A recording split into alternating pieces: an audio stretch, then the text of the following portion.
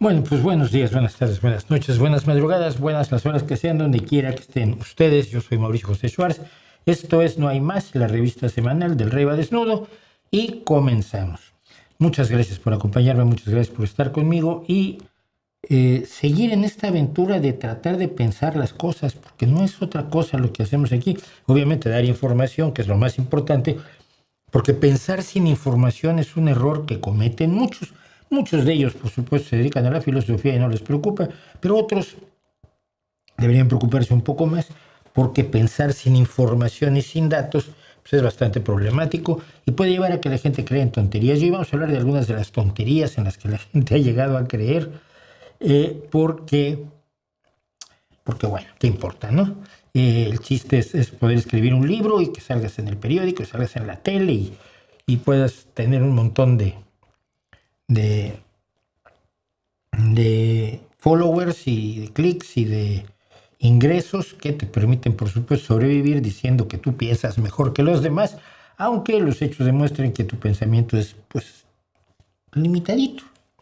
Y entre otras cosas limitado, por supuesto, por la ausencia de información o por la escasez de información. Bueno, vamos a empezar comentando algo del día de ayer, porque, por cierto, esas creencias tienen su nombre y luego no lo menciono aquí con suficiente contundencia.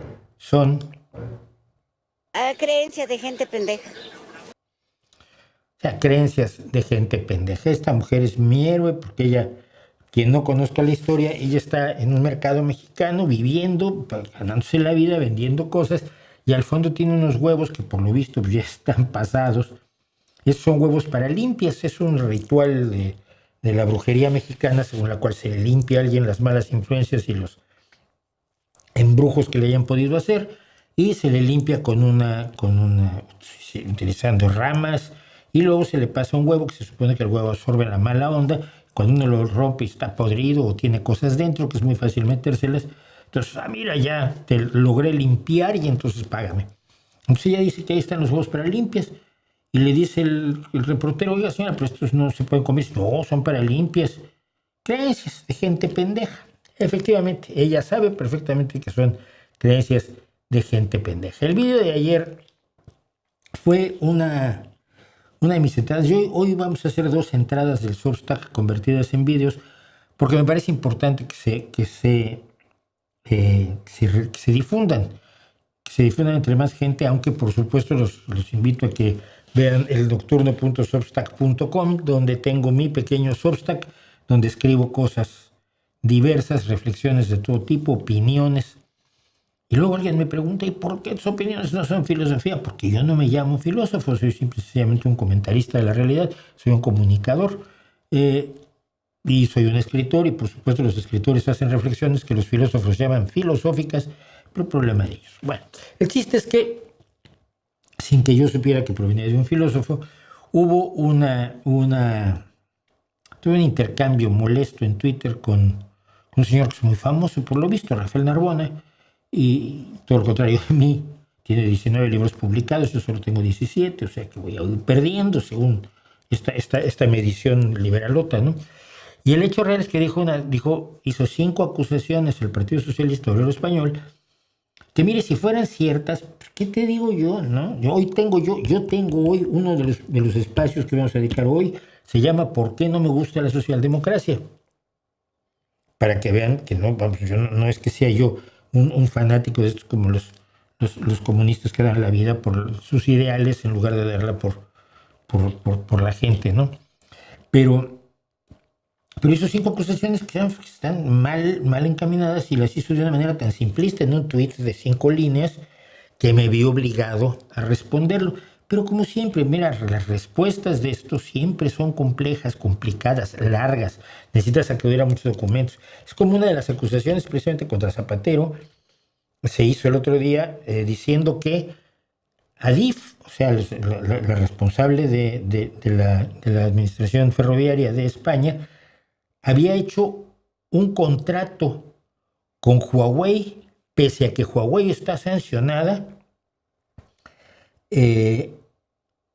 porque Huawei tenía una relación con algunas personas cercanas a Zapatero y la DIF, por supuesto, la controla el Ministerio de Transporte, que lleva a Óscar Puente en este momento.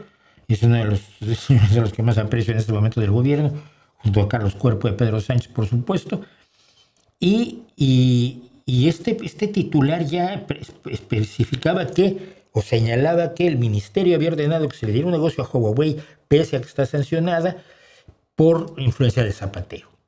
Y claro, tuvo que hacer un vídeo como de 10 minutos Óscar Puente explicando que no, mira, se contrató a un proveedor para que suministre piezas para equipos Huawei que ya tiene compradas el sistema ferroviario español, y pues no le puedes poner repuestos o piezas de recambio de otros fabricantes. Entonces este intermediario tiene las piezas, pero el contrato de 400,000 euros no fue que le dieron 400,000 euros, sino que son 200,000 euros como máximo de gasto al año, pero es a petición. Se le van a ir pidiendo las piezas que se necesitan hasta un límite de 200,000, y si hay suerte, pues será de menos.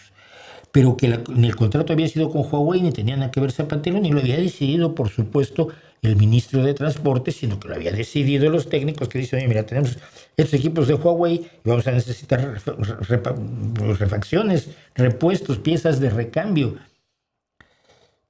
Entonces, presentado con la mala fe de la que son habituales la ultraizquierda y la derechota, todas las cosas se pueden presentar de una mala hostia enorme, pero claro, entonces, ¿quién se vio, de todas las personas que vieron eso, quién se vio la explicación de Óscar Puente? Pues casi nadie, lógicamente casi nadie. Primero que nada, no todos tienen Twitter, pero a todos les llega por un lado o por el otro, The Objective o Voz Populi, o OK Diario, El Mundo, ABC, en fin, los 28 medios que yo detallaba la semana pasada que conforman la burbuja desinformativa de la derecha española. Y aunque el autor es un hombre que creo que es de izquierda podemera o leninista por lo menos, estaba denunciando la manipulación de la derecha, al mismo tiempo se marcaba una manipulación gordísima con 5 acusaciones que eran absolutamente fantasiosas, y así lo demostré por meter de media hora. Y la acusación de un tuit de 5 líneas, a mí me tomó media hora responderlas. Y es lo que decía un amigo sobre el tema del ateísmo, ¿no? Decirle a la gente, Dios te ama y te va a salvar para toda la eternidad, es muy fácil y suena bien bonito. Ahora explicarle por qué eso no es precisamente algo en lo que debería confiar, toma más tiempo, toma más documentación, y luego no les gusta. Los invito a que vean Simplismo para el Fascismo, desafortunado intercambio con alguien que solo después de que había yo terminado y cuando estaba buscando una foto de él para ilustrar el Substack original y luego el Substack que se convirtió en el video, vi que era filósofo, que era profesor de filosofía, y dije yo, pues como digo al final de este video, debía haberlo sabido. En fin, esa es la historia. Vamos un poquito a lo que dicen ustedes y luego vamos a lo que tengo yo que decir. Dice Carlos Sánchez, US9DL, parece $9 estadounidenses. Conocemos su opinión de Michael Jackson como persona, pero ¿qué opina de su música? ¿Considera que revolucionó la música pop como muchos dicen? No creo que la haya revolucionado, porque no tiene ninguna aportación concreta, específica, que pudieras decir cambió la música pop, porque introdujo nueva instrumentación, armonías, melodías, ritmos, cambios de ritmo, cambios de tiempo, instrumentación. No, fue un gran cantante y un gran compositor pop que tiene canciones absolutamente maravillosas. Para mí la mejor es Billie Jean, que ahora están oyéndolas los jóvenes. Yo me flipaba, porque mi hijo me llegó y me dijo, oye, ¿qué te parece esto? Pues es Michael Jackson. Si es que se está oyendo mucho ahora, todos mis amigos están oyendo a Michael Jackson. Y yo decía, excuse me. Qué raro suena, pero bueno, así sobreviven y reviven las figuras.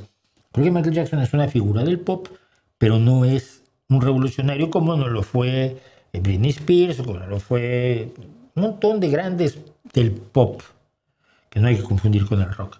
Entonces, no, me gusta, y me gusta mucho su trabajo. Thriller es un álbum que yo compré, pero además me encantaba que hubiera llamado a Vincent Price para leer el poema que hace de puente en la canción Thriller, ¿no?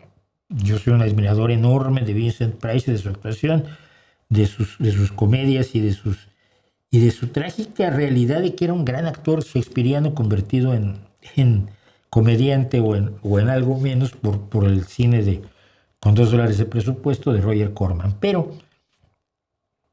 sí, y admiraba yo mucho a Michael Jackson como bailarín y lo admiraba Fred Astaire. Fred Astaire llegó a hablar bien de Michael Jackson, y cuando Fred Astaire hablaba bien de alguien que bailaba bien, era porque sabía lo que estaba diciendo, y a veces lo sabía también, que decía que no quería bailar con gente como Eleanor Powell, por ejemplo, porque Eleanor Powell le daba el tú a tú. No era una compañera de baile sumisa, sino una compañera de baile que bailaba tan bien como Fred Astaire. Entonces él prefería bailar, por cierto, con otras compañeras de baile, famosamente, por supuesto, eh, Ginger Rogers, creo que era así, y con otros. Bailó con todo el mundo, pero él le daba cosa bailar con Eleanor Powell, la gran diosa del tap, o tap, o claqué, como le dicen en España, no sé por qué. Mimillo Robledo, ¿te gusta el anime? El anime de actual no he visto nada. Creo que lo último que vi fue Cowboy Bebop, que me gustó mucho, pero ya es prehistórica. Imagínate, yo vi los primeros animes. Los primeros animes fueron Astro Boy, que era en blanco y negro, y una mezcla de acción en vivo, dibujos animados y stop motion, que fue Señorita Cometa. De Señorita Cometa nos enamoramos todos los de mi generación. Como a los 50 años hicimos un club de fans de Cometo-san, la Señorita Cometa, y la encontramos, pues sigue cantando. Es que canta, no es una cantante famosa, pero es una cantante que canta en lugares pequeños y en bodas y demás. Por ahí anda Cometo-san. Y bueno, le hicimos saber que tenía estos viejos fans, es mayor que nosotros, lógicamente. Y creo que Cometo-san entra en el anime. Pero sí, Astro Boy creo que es el primero. No soy muy fan del género por la animación limitada, ¿no? La animación limitada siempre me pareció muy traicionera. Lo siento. Gracias por decir además que te recuerdo mucho a Senku Ishigami de Doctor Stone, un personaje fascinante y muy entretenido. No lo conozco, pero bueno, estoy viendo ahí que ahí está. A ver si le veo algo. Larus Salvat, ¿qué piensas sobre el hecho de darle limosna a un pedigüeño? ¿Es un acto de caridad o de soberbia? No lo sé. ¿Quieres saber algo? Ese debate yo lo tengo. Lo tenía con mis amigos del bachillerato a los 16 años. O sea que llevo 71, no sé, 65, 55 años debatiéndolo. Y no sé la respuesta. Lo que yo sé es que a veces doy limosna. Ciertamente no como un acto de soberbia, sino como un acto de solidaridad, que no de caridad. La caridad es de arriba hacia abajo, la solidaridad es entre iguales. Y yo creo que soy solidario cuando doy limosna, porque a quien está pidiendo lo considero mi igual.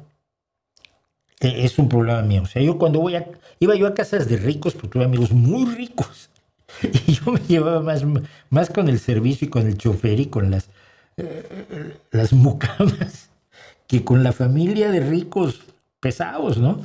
Y siempre me ha pasado que me llevo mejor me siento más igual a la gente de abajo que a la gente de arriba. Y en ese sentido, cuando doy limosna, nunca lo hago como soberbia ni como caridad. Insisto, yo creo que la solidaridad es entre iguales. Yo como igual a ellos he tenido privilegios, he tenido suerte o beneficios, ventajas que ellos deberían tener. Y precisamente mi lucha política es porque todos tengan por lo menos las ventajas que he tenido yo en mi vida, que he logrado sobrevivir y hacer más o menos lo que se me da la gana, y tener hijos que no han tenido hambre nunca. Este tipo de cosas. Sí, yo como socialista lo que quiero es que todos tengan al menos eso, y si posible mucho más, ¿no? Pero en muchas ocasiones no doy limosna cuando se le vea a nivel de empleo, ¿no? Por ejemplo, aquí en la ciudad teníamos uno que era, me llegó a parecer divertido por lo cara dura que era. Era un chico negro con una guitarra. La guitarra no era del todo mala, por cierto.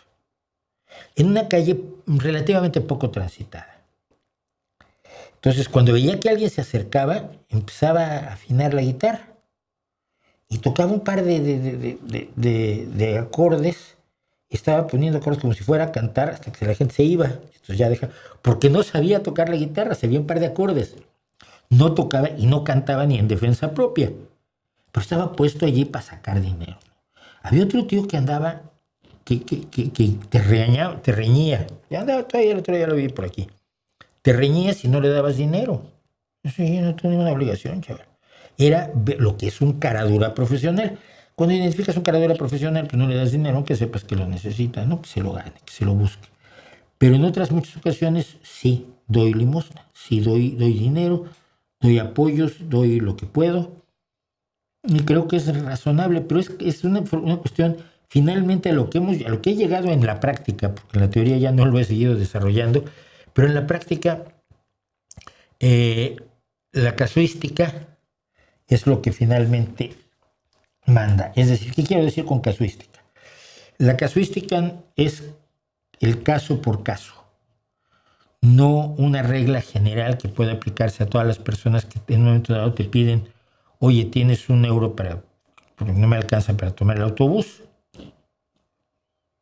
Pues mira, no creo que haya ni sea sano siquiera plantearse una regla general, sino ver cada caso y utilizar pues, tu experiencia y lo que has vivido y visto a lo largo de la vida para decir si le doy o no le doy, ¿no?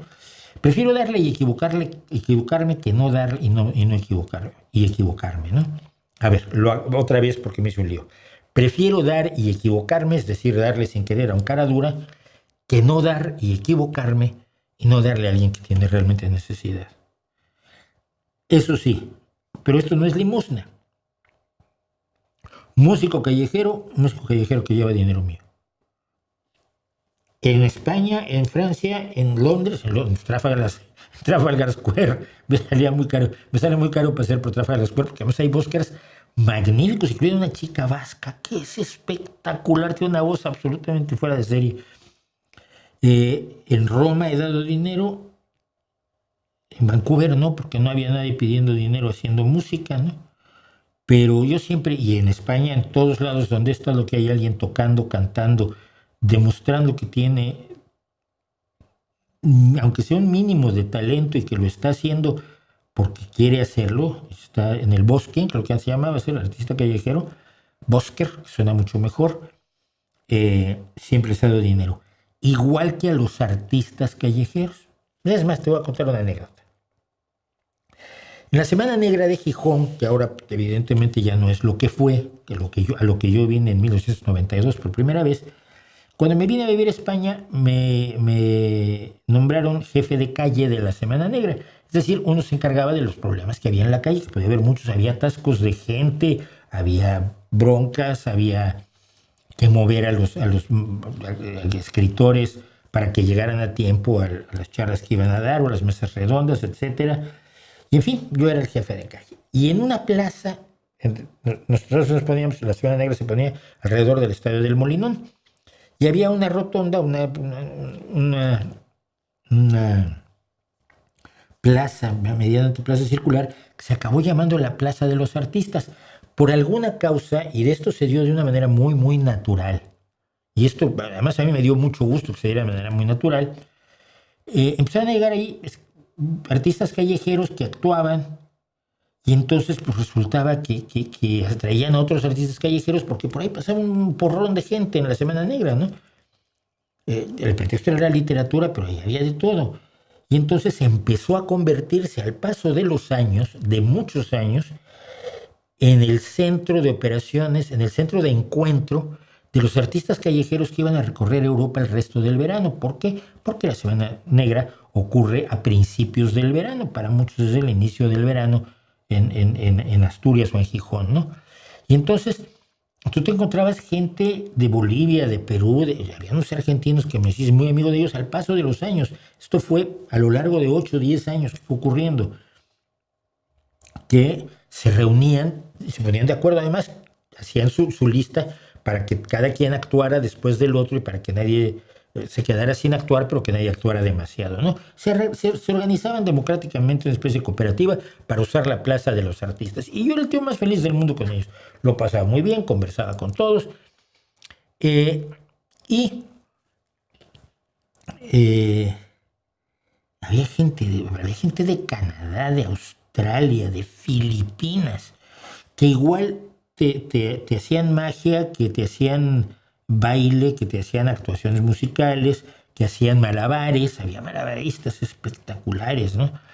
Y yo era el tipo más feliz del mundo que allí se creara ese punto de encuentro de los que después iban a estar durante el resto del año, del verano, recorriendo París, Italia, Suecia, Alemania, porque era como se ganaban la vida. A mí me lo decían ellos, decían que nosotros venimos aquí, trabajamos los 3 meses del verano en Europa, y luego regresamos con suficiente dinero para más o menos sobrevivir sin demasiados. Obviamente trabajaban en Argentina o en Bolivia o en Perú, donde estuvieran, pero llevaban un colchón importante del dinero que levantaban aquí. Y además la mayoría de ellos eran artistas muy buenos. Es decir, gente que podía estar en un circo, gente que podía estar en un escenario, pero que vivían en la calle, ¿no? Me acuerdo alguna vez unas chicas que hacían cosas como boleadoras, pero de fuego, y hacían unos movimientos, unas cosas muy, muy bonitas, y les robaron sus maquillajes, ¿no? Yo y mi pareja nos las encontramos llorando. Chicas, ¿qué pasa? No, pues es que nos robaron el maquillaje. Yo, qué hijo de puta tiene que ser alguien para robar el maquillaje. Unas artistas callejeras que venían de América Latina, ¿no? Les di para que se compraran maquillaje. Siempre me pareció lo más normal del mundo acercarme a esa gente y vivir cerca de esa gente que se parece más a mí de lo que se parecen los que mandan y los que tienen dinero y fama y todo eso, ¿no? Yo juego con el hombre pequeño. Y me dolió mucho cuando la Semana Negra se mudó de lugar y ya no hubo espacio, por cierto, para los artistas callejeros que tuvieron que buscarse la vida como siempre se la habían buscado. Fíjate qué cosas me haces contar con una cosa tan sencilla. Perdón por el rollote. ¿Qué sabes de la bestia de ultraderecha? Me dice Sebastián Buch, que acaba de recibir 10 millones de votos en las elecciones presidenciales en Colombia. No tengo idea de cómo se desarrolló el proceso colombiano, pero debe haber allí apoyo internacional de la ultraderecha y lo siento muchísimo. Gracias a Antonio Grael, que disfrutó más de mi fondo que la lectura del Substack por mi expresividad al hablar. ¿Quiere decir que soy un payaso? Sí soy. Entonces no hay problema. Tengo para la semana que viene, aparte de la ONU, que ya sé que alguien me va a reñir, que debo el video sobre qué es la ONU o sobre por qué no sabes qué es la ONU. Tengo un pequeño sketch de esos que luego hago sobre ovnis precisamente. El pasado lunes habría cumplido 100 años Marilyn Monroe, me dice Mónica Cepeda, una mujer muy bella y carismática, icono de la cultura de Hollywood. Pero detrás de esa imagen había una mujer inestable. ¿Cree que se ha romantizado su imagen? A ver, ella era su imagen. El ambiente en el que se desarrolló y las exigencias del Hollywood de entonces generaron una imagen de la que nunca se le permitió salir, ¿no? Ella quería ser culta. Ella estudió en el Actor Studio, por ejemplo, donde estudiaron los grandes actores de los años 50, porque era el Actor Studio de Nueva York, era el estudio donde se enseñaba el método Stanislavski, que fue el método que yo aprendí, con el que yo aprendí a actuar. Es decir, no quieras sentirte triste para salir a escena. Piensa en algo que te haga triste, lo que se llama la actuación de método. Es decir, no busques las emociones de tu personaje porque tú no eres tu personaje. Busca las emociones que tiene tu personaje, pero dentro de ti. Y entonces tu expresión va a ser mucho más honesta y va a ser percibida como más honesta por el público. Entonces, Marilyn Monroe estudió en el Actor Studio y leía y trataba de cultivarse viniendo de un mundo rural bastante limitado en lo cultural y en lo económico, ¿no? Norman Jean era una mujer que se casó a los 15 años y que ella pelirroja, por cierto, todo el mundo la recuerda como la escandalosa rubia platino, pero ella era pelirroja y por una sesión de fotografías la descubrieron, acabó en la portada, no en la portada, en lo que era el fold out, el desplegable de Playboy, fue el primer desplegable de Playboy, fue de Marilyn Monroe sobre un terciopelo rojo extraordinario y empezó a crearse su leyenda. Ella se divorció, fue a Hollywood, aprendió a cantar, aprendió a bailar, aprendió a actuar. Yo recuerdo algunas películas de ella, La Comisión del Séptimo Año, una que me gusta muchísimo, que es There's No Business Like Show Business, donde compartía con gente como Ethel Merman, como Dan Daly, como Donald O'Connor, es decir, gente del máximo nivel del teatro musical y del cine musical de los Estados Unidos, y hace un papel maravilloso. Pero su belleza fue la que lo condenó, su belleza y su imagen. Tenía que mantener la imagen, y esa imagen fue la que la hizo ser atractiva a personas del máximo nivel de relevancia en los Estados Unidos, incluido por supuesto John F. Kennedy, el presidente de quien fue amante, ¿no? Entonces, ha habido muchos. Yo tengo una amiga que es además amiga y hermana, que es una poetisa gaditana y editora, la editora precisamente de este libro, de No por Dios, de No por Dios, y ella ha sido de las biógrafas que han intentado ir detrás de la imagen de Marilyn Monroe, que promovió también Marilyn Monroe, porque su ambición también importaba en este asunto, ir detrás de la imagen y encontrar a la pequeña Norma Jean, ¿no? Y muchos biógrafos lo han intentado. Creo que es un personaje que vale la pena estudiar en ese sentido, porque detrás de todo el glamour y detrás de todo lo glitzy había una pequeña niña asustada que nunca supo manejar el mundo que la había rodeado, ¿no? No pasa así con otras grandes estrellas de Hollywood que, sobre todo ahora, que saben encontrar un equilibrio entre la vida normal de la gente y el aparente glamour de Hollywood, ¿no? Pensaría yo, no sé,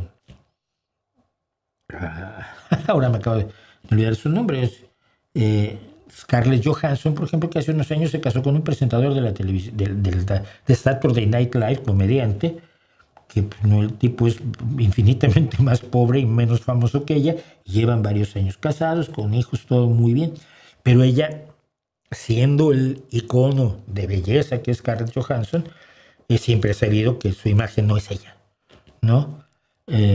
Anne Hathaway creo que es otra que sabe que su imagen no es ella, y hay casos así. Entonces, pero el Hollywood que vivió Marilyn Monroe se la tragó totalmente, ¿no?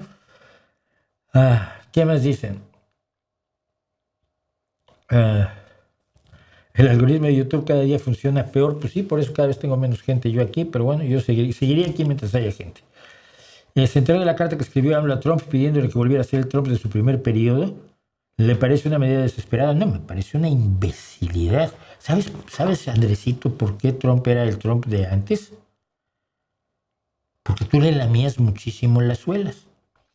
Y Sheinbaum, por lo menos de boca, o sea, tú te llenaste la boca hasta escribir aquel libro de Oye Trump, que siempre me pareció una vulgaridad absolutamente terrible.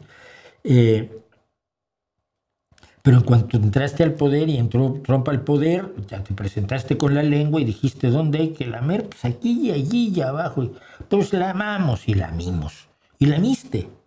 No, necesito soldados para parar la inmigración. ¿Cuántos quieres? Te creo la Guardia Nacional solo para ti, Trumpito precioso. Y México crea la Guardia Nacional para crear el muro que pagó México, que había anunciado Trump. Sheinbaum está un poco más hocicona. Y esto Trump no lo soporta. Entonces, es el mismo Donald Trump, no es el de antes. Simplemente, Andresito, que tu lengua le gustaba mucho. Y tú la usaste con toda la intensidad del mundo para contentarlo.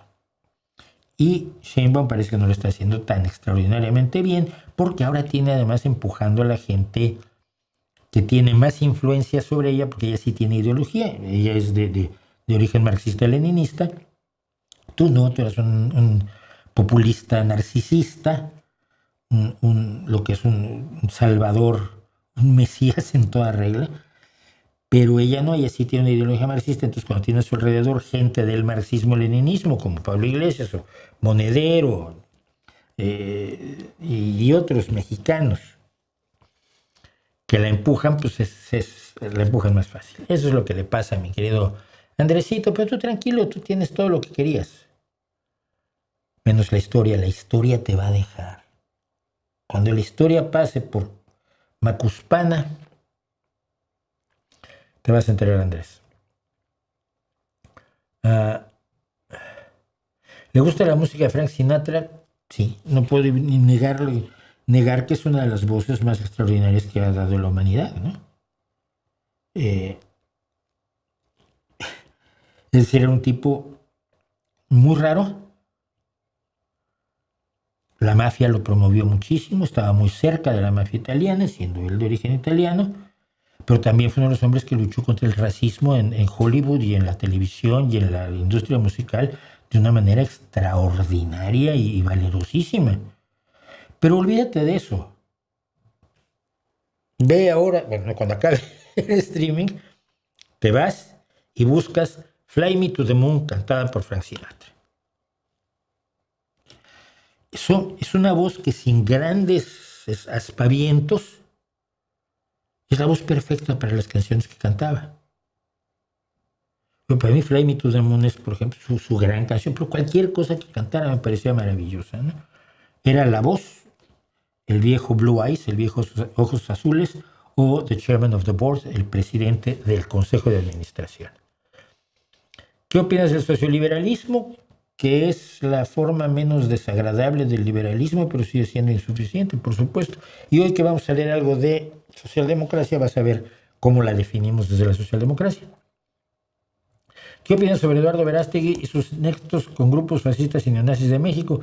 La ultraderecha latinoamericana ha comentado que sería la salvación para México. Bueno, sería la salvación para la ultraderecha mexicana. Verástegui es un nazi, es un amigo de Trump, es alguien defendido por Donald Trump, es un sujeto que mantiene la ideología ultranacionalista, racista, fascista, anti-LGTB, anti-mujeres, anti-igualdad de los derechos de los trabajadores, etcétera, etcétera, que le gusta a Donald Trump y su tropa de tecnofascistas, ¿no? Entonces, no creo que tenga el futuro en México, porque la derecha mexicana es más del siglo XIX. Y creo que el gran dinero de México no le va a abrir un espacio a Verástegui. Pueden tratar de usar, pero no creo que la ultraderecha, porque luego lo vuelves a preguntar a Oscar Fernández, si esa ultraderecha puede llegar al poder en México. No creo que pueda llegar Verástegui a la presidencia de la República. Pueden cambiar mucho las cosas, en este momento no lo creo. Y sí siento que destruiría lo poco que no ha destruido Morena, pero también destruiría lo que ha hecho Morena para su clientelismo. Es decir, Morena ha desarrollado toda una serie de acciones de reparto de dinero para garantizarse el voto de la gente y no tener ese apoyo. Son apoyos que evidentemente Verástegui o la ultraderecha eliminarían a toda velocidad, ¿no? No creo que tengan la inteligencia para mantenerlo como forma clientelar, que quien lo inauguró, por supuesto, fue el PRI, ¿no? Pero vamos, tengo aquí, y mira, no lo había yo, no iba yo a meterlo todo hoy, porque bueno, pues no tengo tiempo, pero tenemos esto de cómo amenaza la gente de Morena, por ejemplo, a los ciudadanos para obligarlos a ir a sus actividades políticas, sus mitines y por supuesto para votar por ellos. Así que tengas las consecuencias porque le vamos a quitar el programa pues de duro la y tupido, pero yo nunca me voy con Morena. Usted y su esposo Juventino viven aquí en esta casa. Así es. Perfecto. Oye, Este es el caso de una mujer que es priista. Hay priistas de viejo cuño que fueron leales toda la vida, no me explico tampoco por qué, pero esto es lo que los dos activistas de Morena le van a decir. teníamos aquí registrada esta casa, pero estábamos viendo aquí sus calcamonías. Nosotros le dimos del bienestar. Sí, le estoy viendo su chaleco, sí, digan. ¿Qué trae aquí estas lonas? ¿Cómo? Esta ¿Cómo me va a cuestionar calcamonía. esto? Es muy libre de hacer lo que uno quiera. Pero usted está recibiendo un beneficio de nosotros. Hay que echarnos la mano para que siga recibiendo el beneficio. Ay, que esto es favor con favor, entonces No, joven, debe ¿cómo? tener ¿Cómo? aquí nada No, de, nosotros- por eso tiene que estar con nosotros, y es con nosotros con la que debe de apoyar y no tener la de otro partido. Mire, mi esposo recibe su pensión, bienestar, pero yo nunca me imaginé que me vengan a cuestionar de esa manera y que yo tenga que quitar, porque yo siempre voy a ser priista, siempre. Pues ya tiene la publicidad. Y otra cosa, nosotros tenemos que dar el mandato allá de que si no están con nosotros, pues los tenemos que sacar.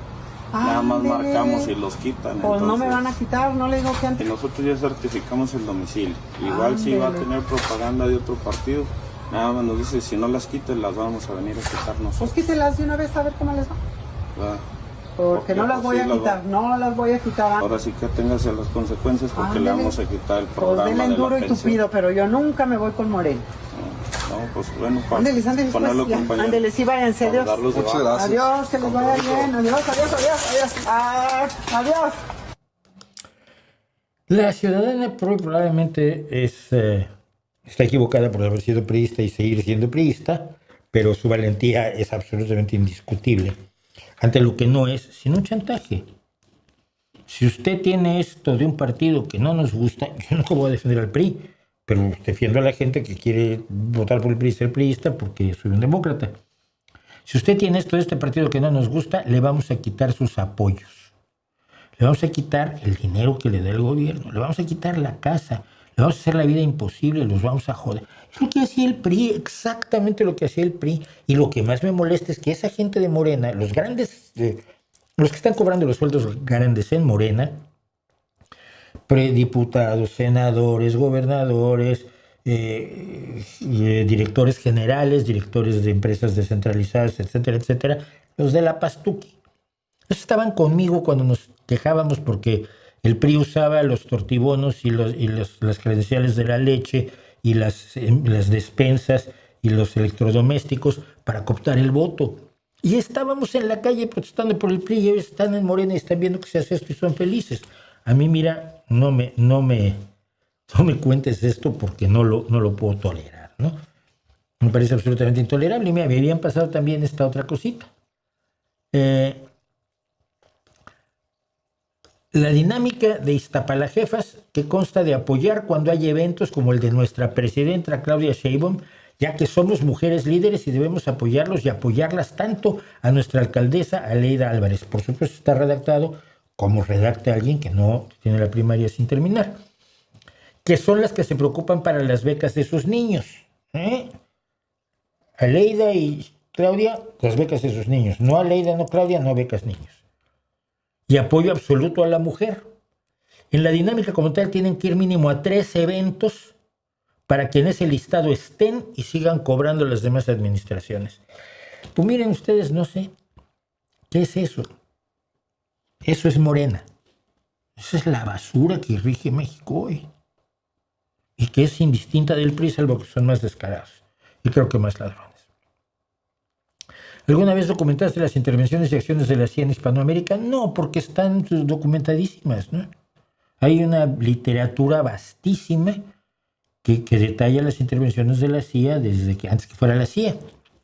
Estoy pensando en la guerra contra España, ¿no? De 1910. Entonces, no, pero está allí. Y además, conforme pasan los años, se van desclasificando informes de la CIA, pues se van enriqueciendo los relatos sobre su intervención, fundamentalmente en golpes de Estado y en la promoción y en la persecución de gente progresista como parte de la Guerra Fría. Es decir, ellos pensaban que luchaban solamente contra la Unión Soviética y el comunismo, donde yo podría estar quizás está de acuerdo, hay que luchar contra el comunismo, pero no torturando y matando gente, por supuesto.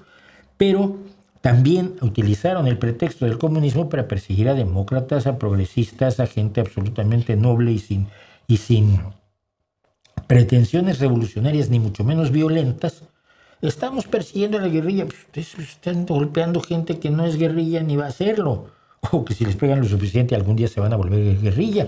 Fue lo que pasó en muchos países, ¿no? Pero esas intervenciones de la CIA y de la inteligencia estadounidense, de la inteligencia militar y del ejército cuando creó la Escuela de las Américas en Panamá, etcétera, etcétera, etcétera, están documentadísimas. Es cosa de que te busques una bibliografía elemental y allí tienes para meterte. Quería preguntar, ya que por internet corren imágenes que México es de los países que más inversión extranjera trae, y eso es gracias a Morena. No creo. No lo sé, lo voy a verificar, fíjate, me voy a llevar este comentario para ver si es cierto que México está trayendo tanto. Me gustaría escucharte hablar sobre David Bowie, en concreto de algunos discos en concreto, algunos discos en concreto. Pues en concreto, el problema es que no me gusta mucho David Bowie, fíjate. Me gustan 3 o 4 canciones, pero nunca fui fan, entonces no voy tanto. Bueno, esto se los debía yo desde hace mucho tiempo, casi ya nos metimos 1 hora, y esto es vivir la propaganda rusa. Y esto, a ver, les voy a contar la historia completa para que decidan qué tanto creen o no. El señor que escribe esto es Mikhail Jodorkovsky. Jodorkovsky en 2003 era el hombre más rico de Rusia, con una fortuna estimada en $15,000 millones. Tenía el lugar 16 en la lista de 1,000 millonarios de la revista Forbes. Ese señor. Pero este señor no estaba tanto con la corrupción y desafió a la autoridad de Vladimir Putin, criticando la corrupción del Estado, financiando partidos de oposición, partidos políticos de oposición, y por lo tanto reuniendo a su alrededor poder político y económico que rivalizaba con el control del Kremlin. Entonces, después de una reunión televisada con Putin en 2003, donde Jodorkovsky desafió al presidente diciéndole que había una enorme corrupción en el régimen ruso, Putin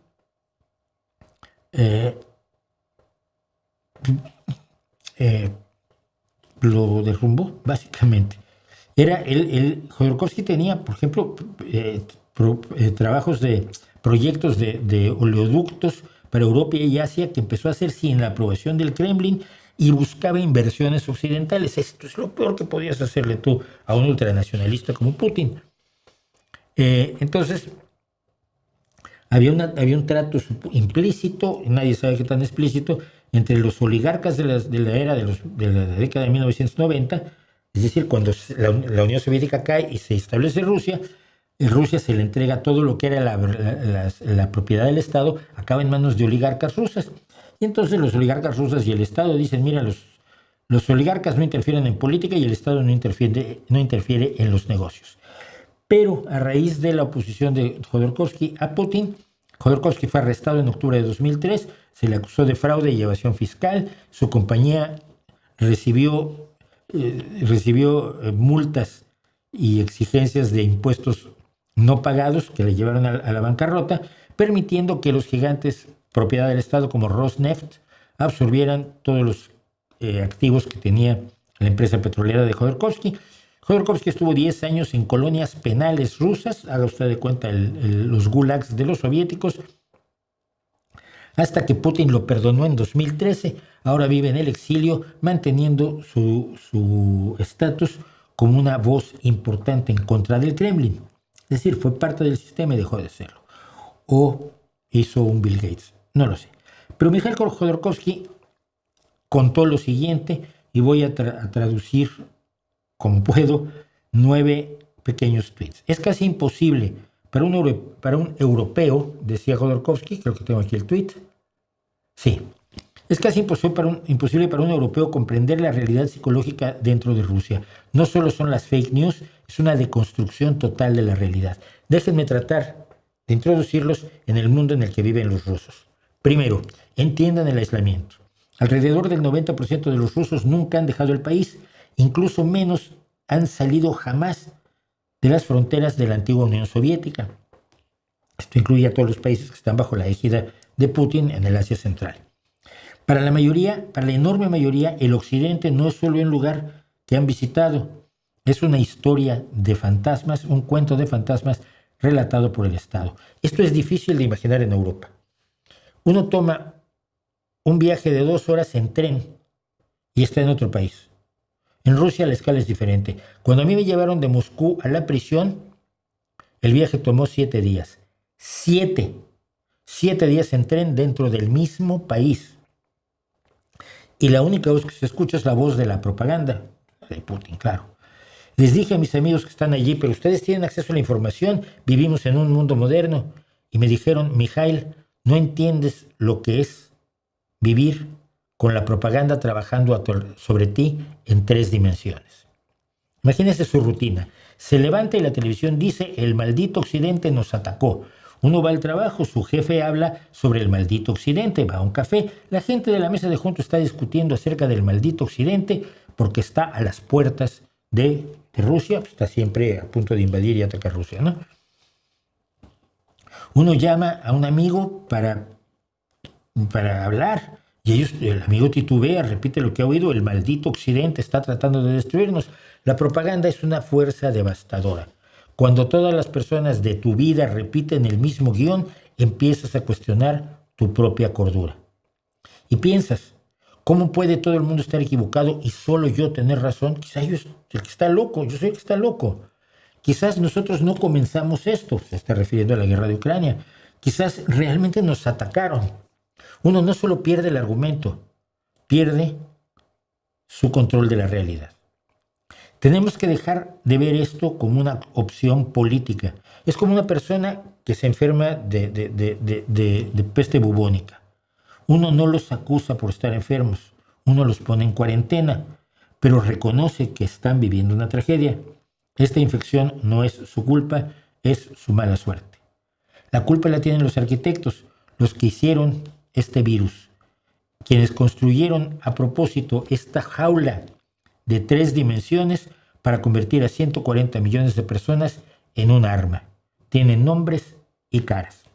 Esto es lo que dice sobre la propaganda rusa Mikhail Jodorkovsky. Usted, por supuesto, valórelo.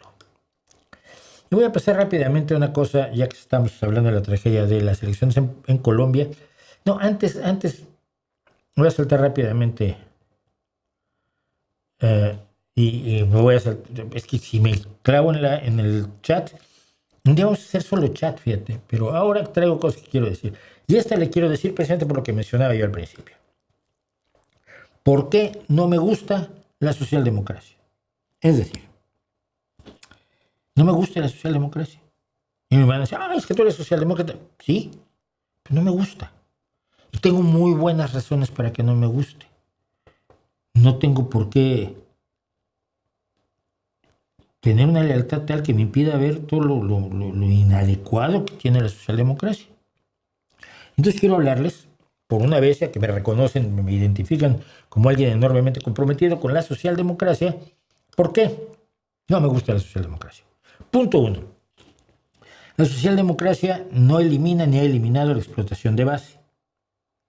Hay que luchar todos los días por mejores leyes para eludir las nuevas formas de abusar del trabajador que algunas empresas van desarrollando. No todas, porque además no soy una persona maniquea. Sé que hay empresas que se preocupan por sus trabajadores y que hacen las cosas tan bien que sus trabajadores están encantados de la vida de trabajar para ellos. Pero hay empresas que van desarrollando formas de abusar del trabajador, de eludir los impuestos, de afectar el medio ambiente, de hacer un montón de cosas horrorosas, y hay que estar todo el tiempo vigilándolos, porque siguen allí.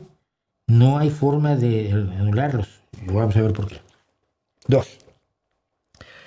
La igualdad de oportunidades que busca la socialdemocracia depende de los recursos que tengan los gobiernos socialdemócratas. Primero que nada hay que tener el poder. Y la democracia muchas veces, así sea a base de mentiras como lo que estamos viviendo hoy en España, le quita el poder a la socialdemocracia, aunque esté teniendo grandes logros de todo tipo. Y los recursos de los gobiernos siempre son escasos y son objeto de la propaganda antiimpuestos del ultraliberalismo, ¿no? Ay, no, yo no quiero pagar impuestos. Oye, pero usas las calles. Sí, pero las calles las pagas con tus impuestos. Y la iluminación, sí. Y la policía que cuida tu empresa, sí. Y las carreteras por las que mueves tus bienes, sí. No, sí, pues todo eso lo pagas con tus impuestos. No, es mucho, me roban, gritan los imbéciles. Y por lo tanto, en esa lucha es muy difícil lograr la perfecta igualdad de oportunidades que nos encantaría tener. No igualdad de resultados. Habrá gente más productiva, más trabajadora, más hábil, que le va a ir mejor. El chiste es que los que no tienen nada de eso tampoco tengan que vivir en la miseria y en la indignidad, simple y sencillamente por no tener esas capacidades, ¿no? Que no es su culpa. La socialdemocracia, y este es otro de los defectos que tiene, y esto es, bueno, vaya usted con Pablito Iglesias y con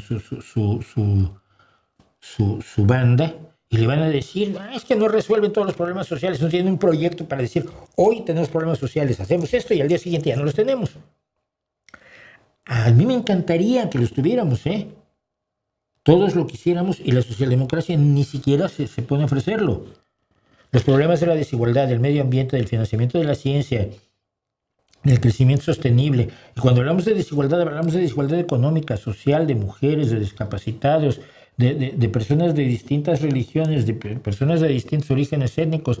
Es decir, lograr la igualdad razonable a nivel social es un esfuerzo cotidiano enormemente agotador y en el que nunca se avanza a la velocidad a la que yo querría. Por otro lado, la socialdemocracia mantiene un modo de producción, el capitalista, que está lleno de defectos. Desperdicio, ambición, manipulación mercadológica, publicidad engañosa. Todo eso son cosas que hay que legislar ante una oposición que lo que te pide es menos Estado, menos leyes, menos burocracia para ser más libres. Y ellos te dicen menos Estado para ser más libres, aunque en realidad lo que te están diciendo es menos Estado para que yo pueda hacer lo que se me dé la gana con mi libertad y le pueda quitar libertad a los más desprotegidos, sobre todo si son mis empleados. Pero no hay opción. Como ideología democrática, además, la socialdemocracia se mueve en un espacio enormemente pantanoso. Hoy vamos a hablar del hackeo de las elecciones. La corrupción es una tentación interminable en toda democracia, porque los gobiernos manejan enormes cantidades de recursos y hay, cada día se hacen más salvaguardas para que el dinero se gaste como debe de. Pero siempre, si hay un pillo, el pillo encontrará la forma más o menos de eludir eso. Las comisiones, los precios aumentados, los contratos que se dan a dedo en vez de hacerse con una licitación, etcétera, etcétera. La corrupción es una tentación enorme. Es mucho dinero el que manejan los gobiernos. Y además la trampa populista está siempre lista para cerrarse y echar a la socialdemocracia del poder. Y echar a la socialdemocracia o manipularla. Esto a veces lo vemos incluso en las elecciones primarias de los partidos, incluidos los partidos socialdemócratas, y es muy desalentador. La socialdemocracia es imperfecta, enormemente imperfecta. Entre otras cosas porque está hecha de seres humanos. Sus ideales son esencialmente inalcanzables en su totalidad. Ser socialdemócrata es como ser investigador en contra del cáncer. No vas a acabar con el cáncer, pero vas a dar pasos para aumentar la supervivencia en algunos tipos de cáncer, lograr curar algunos tipos de cáncer, pero te quedan otros 200 que todavía no sabes cómo curar, etc. Si no crees en el valor que tienen los pasos y los avances que das, como los médicos se dan cuenta o los investigadores científicos se dan cuenta del valor que tiene algo como el reciente medicamento que duplica la supervivencia de las personas con cáncer de páncreas, que es el más mortal, un medicamento que fue recibido con una ovación de pie por parte de un congreso de médicos dedicados precisamente al cáncer de páncreas. Si no te emocionas con eso, te vas a deprimir. Mira, la Internacional Socialista en su declaración de principios dice: el socialismo democrático es un movimiento internacional por la libertad, la justicia social y la solidaridad. Ya, es eso. Libertad, justicia social y solidaridad. Esto incluye también la igualdad, incluye muchas cosas, pero están allí. Su meta es un mundo en paz en el que puedan realizarse estos valores fundamentales, en el que cada individuo pueda vivir una vida plena, desarrollando su personalidad y sus capacidades, y en el que los derechos humanos y civiles estén amparados en el marco de una sociedad democrática. Esto lo estoy tomando de la Declaración de Principios de la Internacional Socialista. Establece que la libertad es resultado de esfuerzos individuales y colectivos que configuran de manera complementaria un mismo y único proceso. Es decir, que la libertad individual de la que claman unos y la libertad colectiva que claman otros, o están las dos o no está ninguna.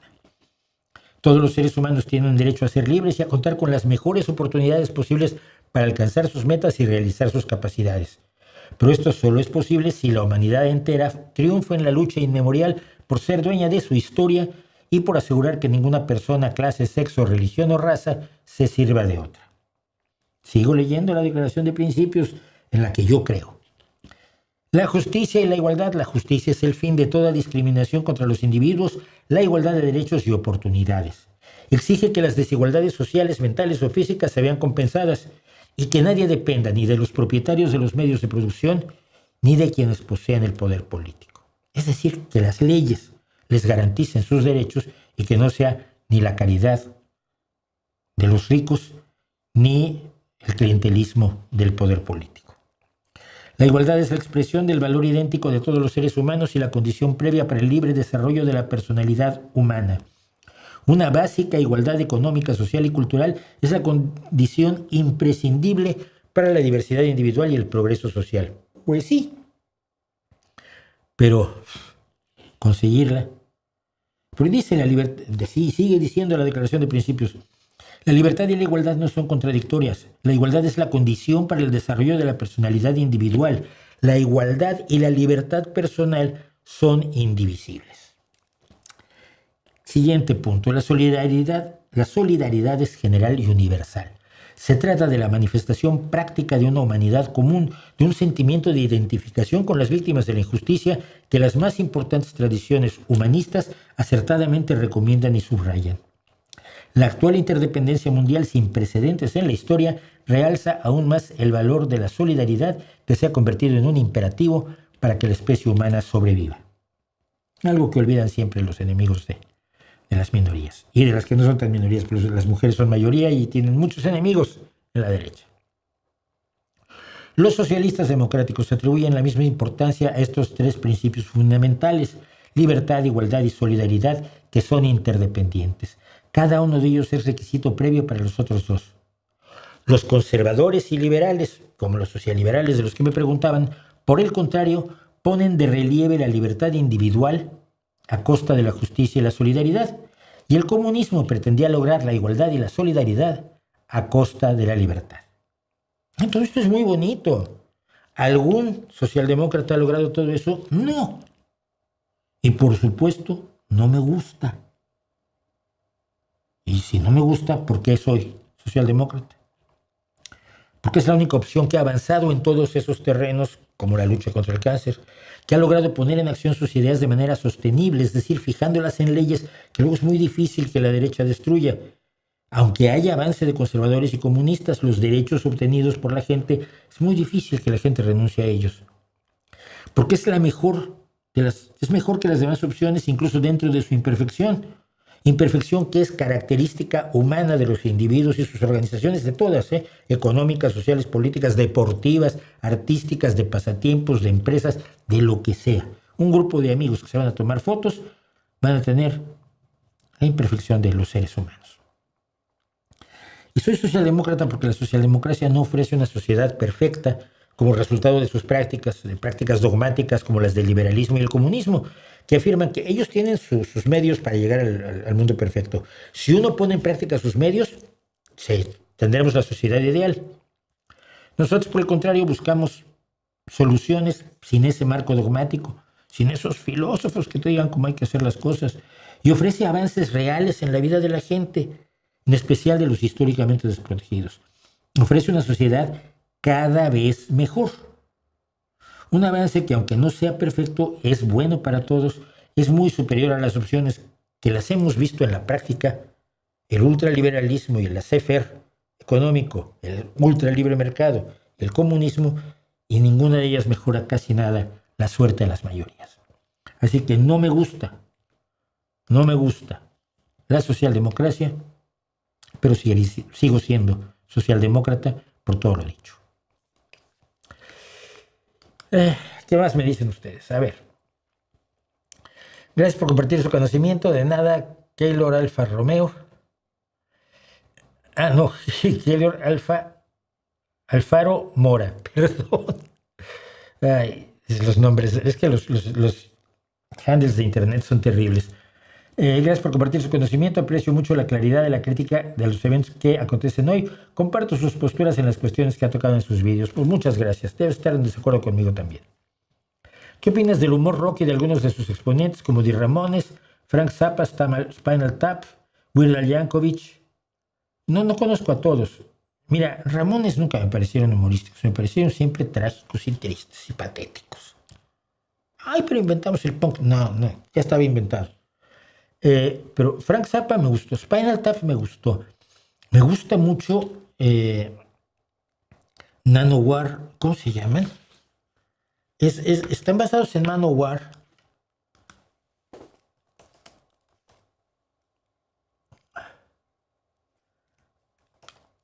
¿Cómo se llama la banda? Manowar of Steel. Unos italianos que son absolutamente espectaculares haciendo rock humorístico. Weird Al Yankovic siempre me ha parecido un genio, pero total.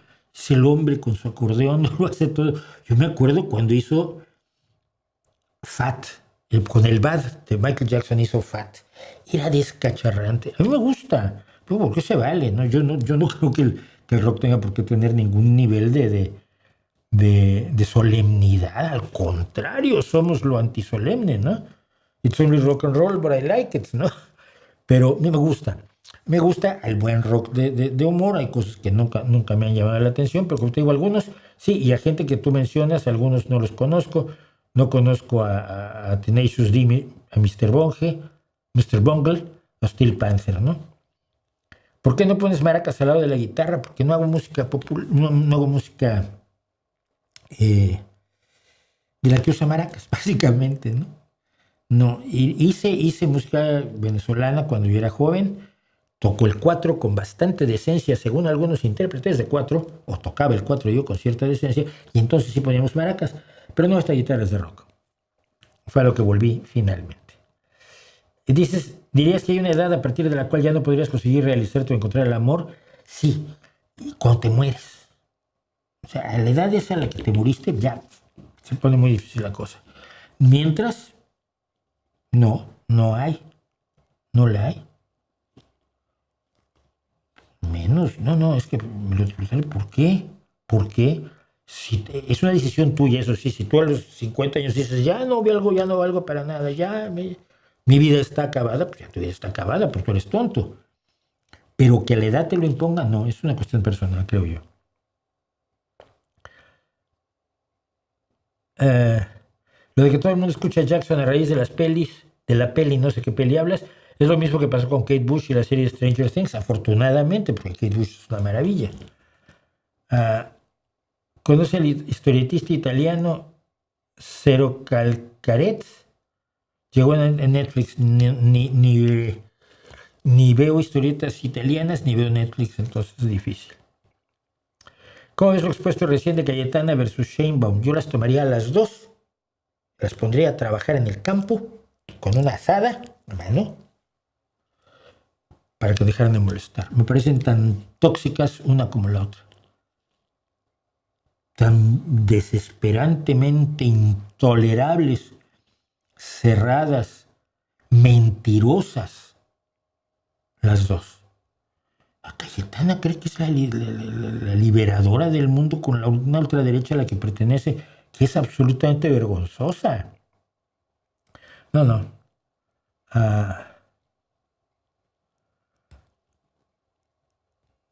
Pardoric, gracias, no me canso de valorar tu trabajo, te seguiré escuchando aunque seamos dos. Bueno, está bien. Este es el principio fundamental que yo lo aprendí, no lo aprendí en el periodismo, sino lo aprendí en el teatro. Y en el teatro a mí me enseñaron que si hay una persona en el público, tú actúas como si estuvieras a teatro lleno en el teatro más grande y más importante del universo. Y es lo mismo que hago yo con mis charlas. He tenido charlas de 3 o 4 personas, ¿eh? En México se ha sabido de un caso especialmente difícil, los niños pedigüeños. Se dice que son niños explotados. Sí, pero no lo sabes.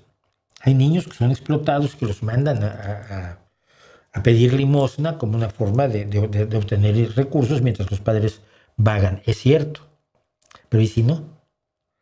Porque el fenómeno también de los niños de la calle, no sé cómo esté ahora en México, te lo reconozco, pero en los años 90, el fenómeno de los niños de la calle era de tal magnitud que es la base de mi cuento La música de los perros, de mi novela La música de los perros, donde un grupo de rock se pone a resolver, un grupo de rock de barrio como los míos, se pone a resolver un asesinato y al meterse en la resolución del asesinato entra en el mundo terrible de los niños de la calle de México, de los cuales, de algunos grupos de los cuales yo estuve muy cerca en un momento dado, ¿no?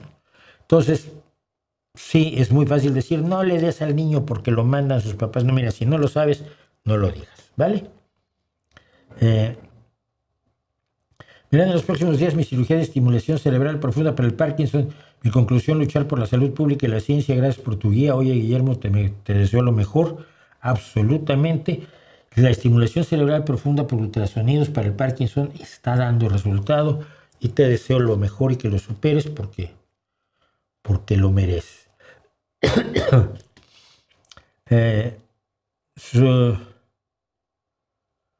Su opinión sobre el milagro eucarístico captado en cámara en el santuario de Lourdes del 7 de noviembre de 1999, donde la hostia levitó. ¿Seguro que no era un frisbee? Bueno, déjame verlo, no lo he visto, no lo conozco, me llevo tu mensaje, pero te puedo asegurar que la hostia no levitó. Trucos hay muchos. Acuérdate que tienes al Padre Pío que se pintaba unos estigmas preciosos. Si las hostias levitaran todos los días, en todas las iglesias, ya nos habríamos rendido todos. Eso de que Dios solo hace un milagro allá de vez en cuando, parece bobo, ¿no? Raro. Y no tiene explicación teológica, por cierto.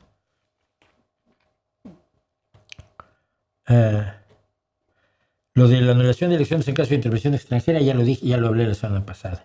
Por supuesto, me parece que es parte del golpe de Estado lento, que cada día va más lento.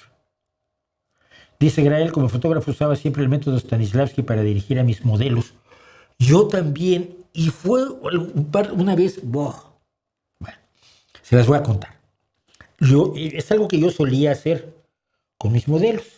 Entonces tenía yo una de estas ventanas, un flash una luz de estudio, pero que tiene una ventana grande para que sea una fuente de luz grande y por lo tanto te haga una luz suave y una luz dura, un metro y tantos. Entonces yo ponía mi modelo junto a eso y le decía, mira, eso es una ventana, imagínate que es una ventana. Y por allá a lo lejos empiezas a ver que viene algo que te recuerda mucho a tu infancia, te recuerda algo que siempre quisiste y que de pronto se está acercando a ti. Y estaba yo dando esa explicación y de pronto se me suelta a llorar una de las chiquillas, pero como una absolutamente desesperada. Y yo, ¿qué hice? O sea, trabajar con modelos muy jóvenes, que es lo que yo hacía. Mis modelos eran un hombre de 40 y tantos, 50 años, tenían 20, 22, 25. Y yo, ¿qué hice? ¿Qué pasó? No, ya me contó su vida. Pero la había yo metido en un rollo emocional profundísimo que no esperaba yo que hiciera. Porque siempre se decía, no te rías. Si te pido sonríe, es así, no hay foto, no hay nada. Si yo te digo sonríe, piensa en algo que te haga sonreír. Entonces siempre decía yo, piensa en gatitos. Es que a mí me gustan los perros, piensa en perritos. Ese era el tipo de instrucciones que también les daba yo a mis modelos, porque yo hacía una fotografía de retrato emocional, sobre todo de retrato femenino. Pero aquella que se soltó a llorar con los recuerdos de infancia porque vio en la ventana, aquí es un trapo blanco, un vinilo blanco, detrás del cual hay un flash de estudio, y se metió tanto en el papel que empezó a ver aquella cosa que quería en la infancia y que finalmente se acercaba a ella y se derrumbó totalmente. Desde entonces fui muchísimo más cuidadoso con mi uso del método Stanislavski para mis modelos. Pero qué bien que lo hayas hecho tú también, ¿eh? ¿Hay que estudiar filosofía para debatir contra filósofos? No es necesario.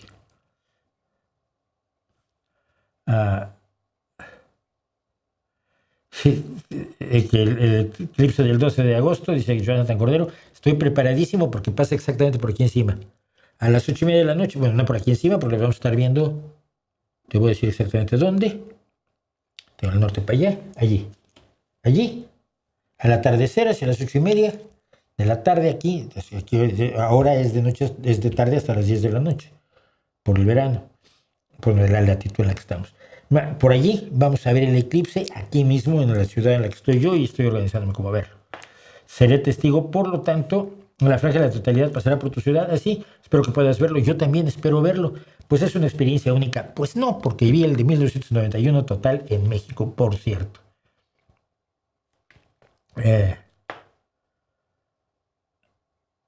Hablando del manejo que hacen las estrellas de su imagen, me recordaste a Viggo Mortensen, que dice que los paparazzi dejaron de seguirlo porque siempre lo agarraban haciendo las cosas más mundanas. Claro.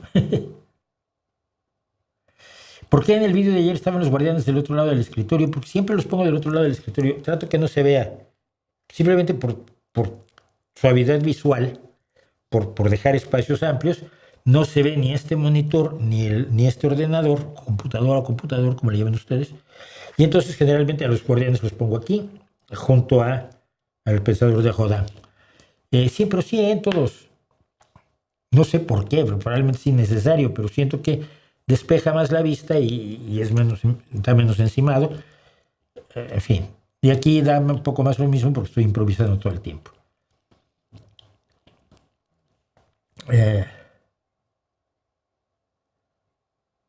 Bueno.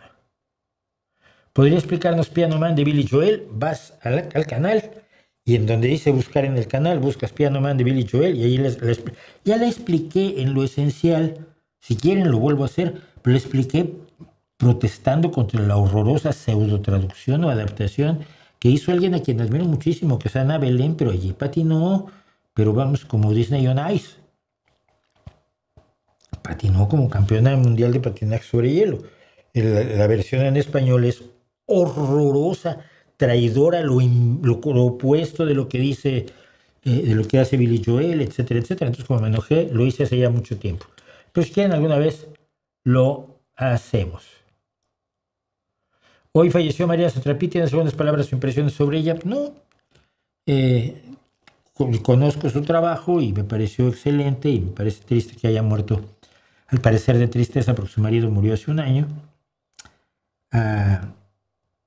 El sábado estábamos nosotros en el funeral. No en el funeral, estábamos velando, porque no hay funeral entre gente tan roja, a un tío minero que murió 5 meses después de su esposa y murió de pena. Hay parejas que no pueden, de verdad no pueden vivir uno sin el otro, ¿no? Y creo que es lo que sé que le pasó a Marian Satrapi. Mi chica era muy fan de ella, fíjate. Bueno, los que se meten 5 y 6 6 comentarios así rapidísimos, no respondo yo ninguna,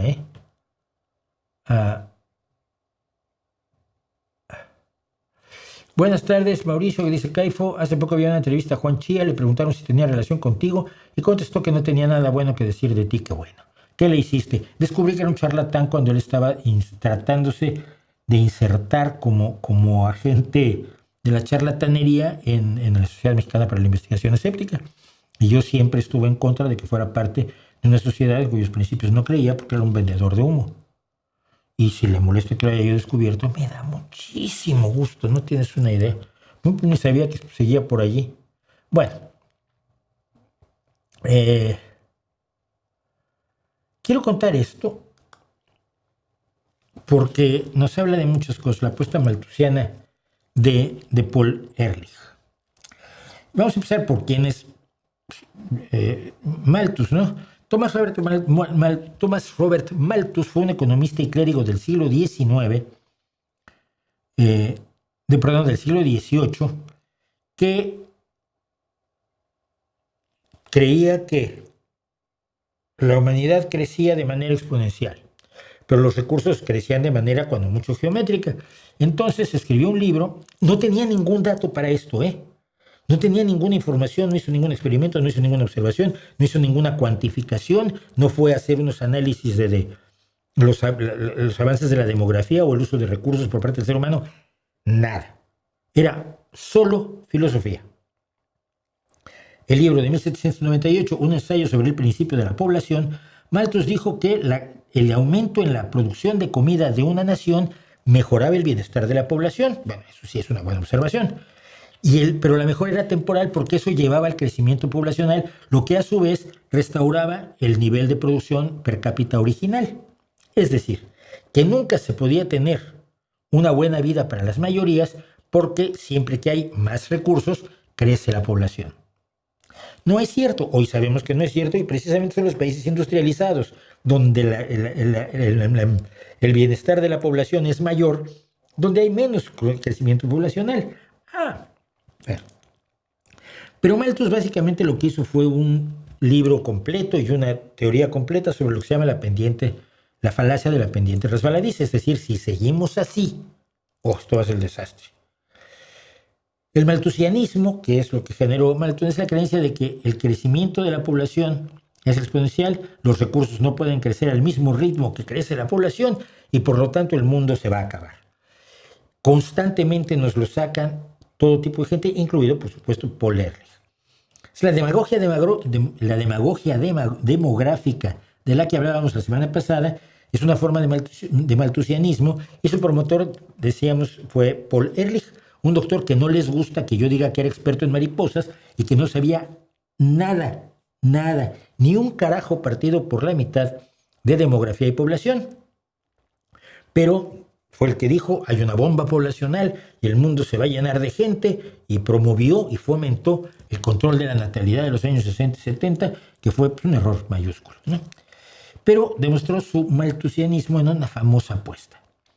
En 1980 apostó contra un señor al que llaman tecnooptimista, simplemente porque es alguien que parece que era un observador, un economista que sí sabía cómo funciona la realidad, llamado Julian Simon, y Ehrlich le apostó que ciertos recursos naturales se volverían enormemente escasos y su precio subiría notablemente.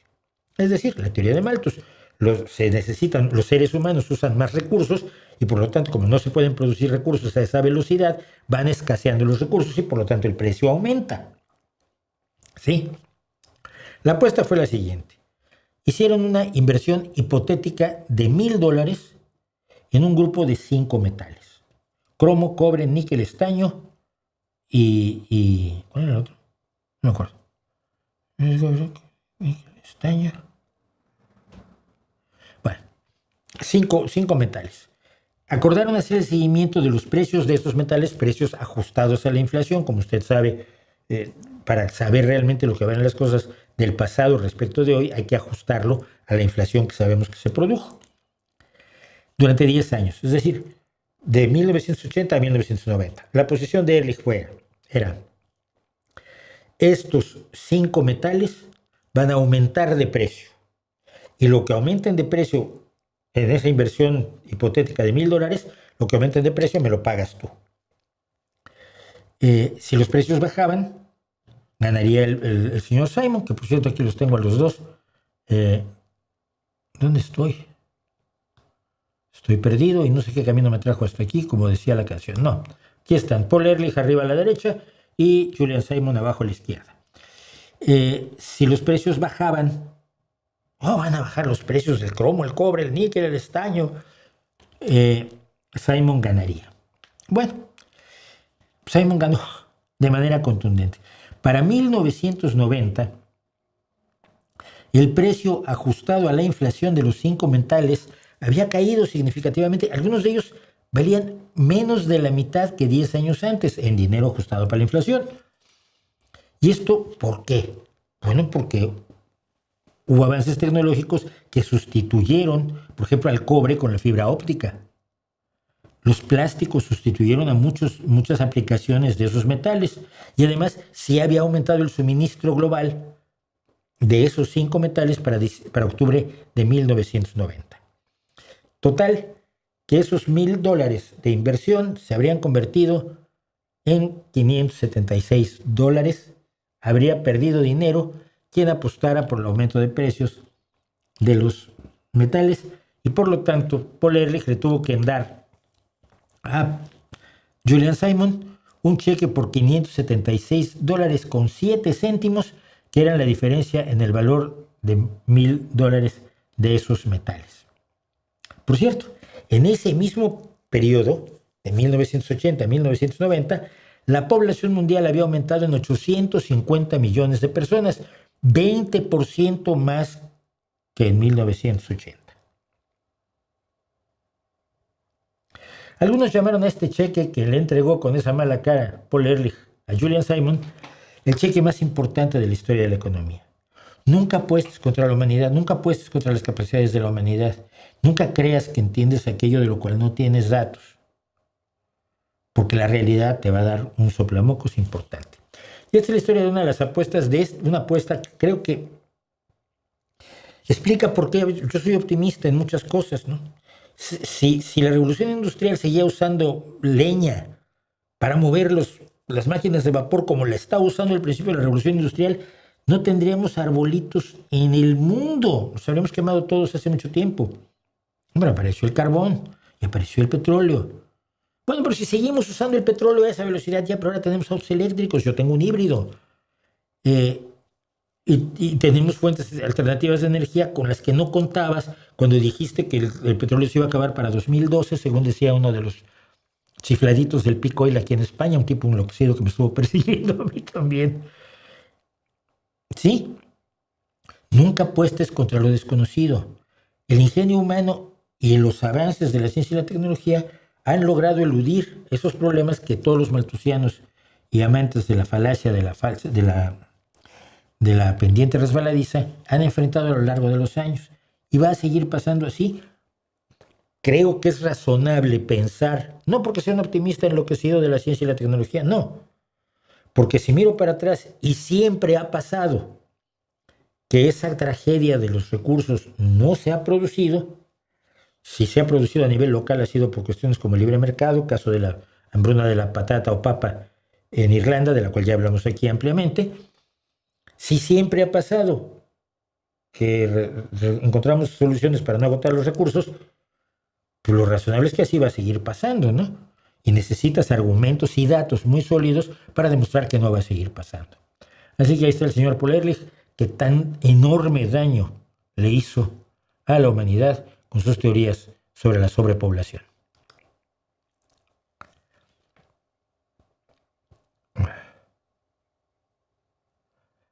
Dice CRB Luis J. 6851, tenía razón sobre el doble discurso de Morena. El domingo Sheinbaum estaba muy envalentonada contra Estados Unidos, pero evita culpar a Trump directamente. ¿Tendrá miedo? No.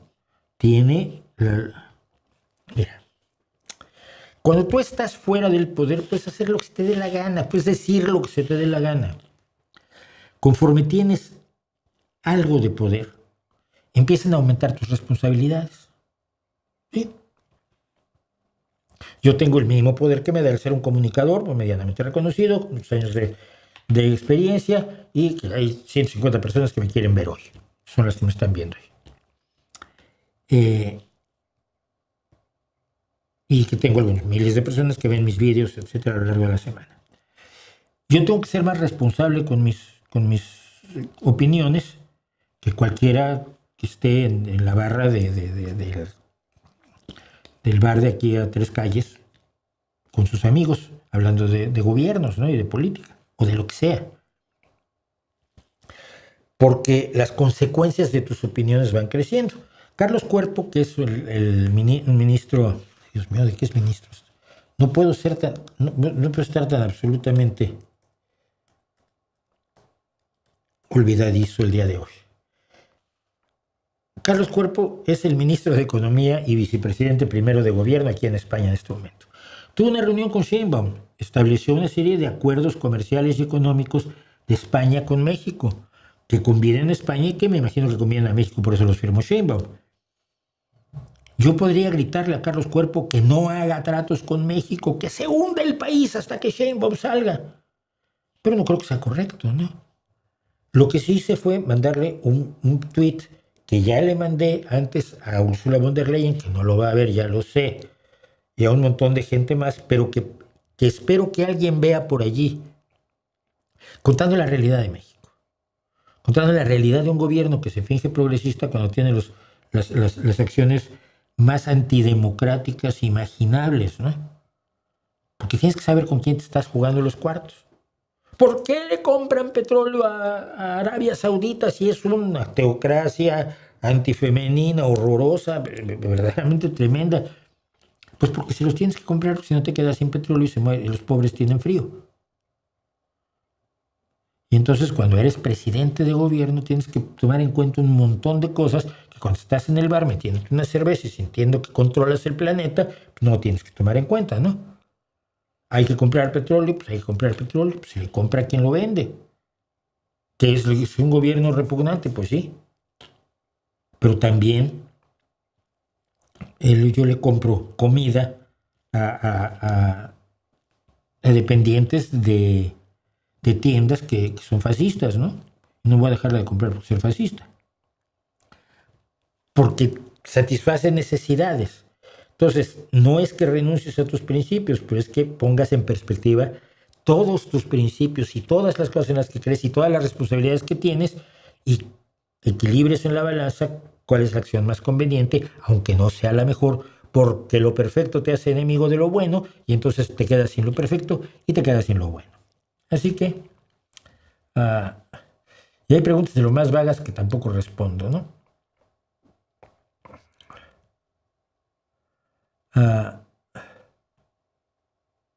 No ibas a hablar de Cepeda de Colombia, sí, pero no tuve tiempo de estudiarlo.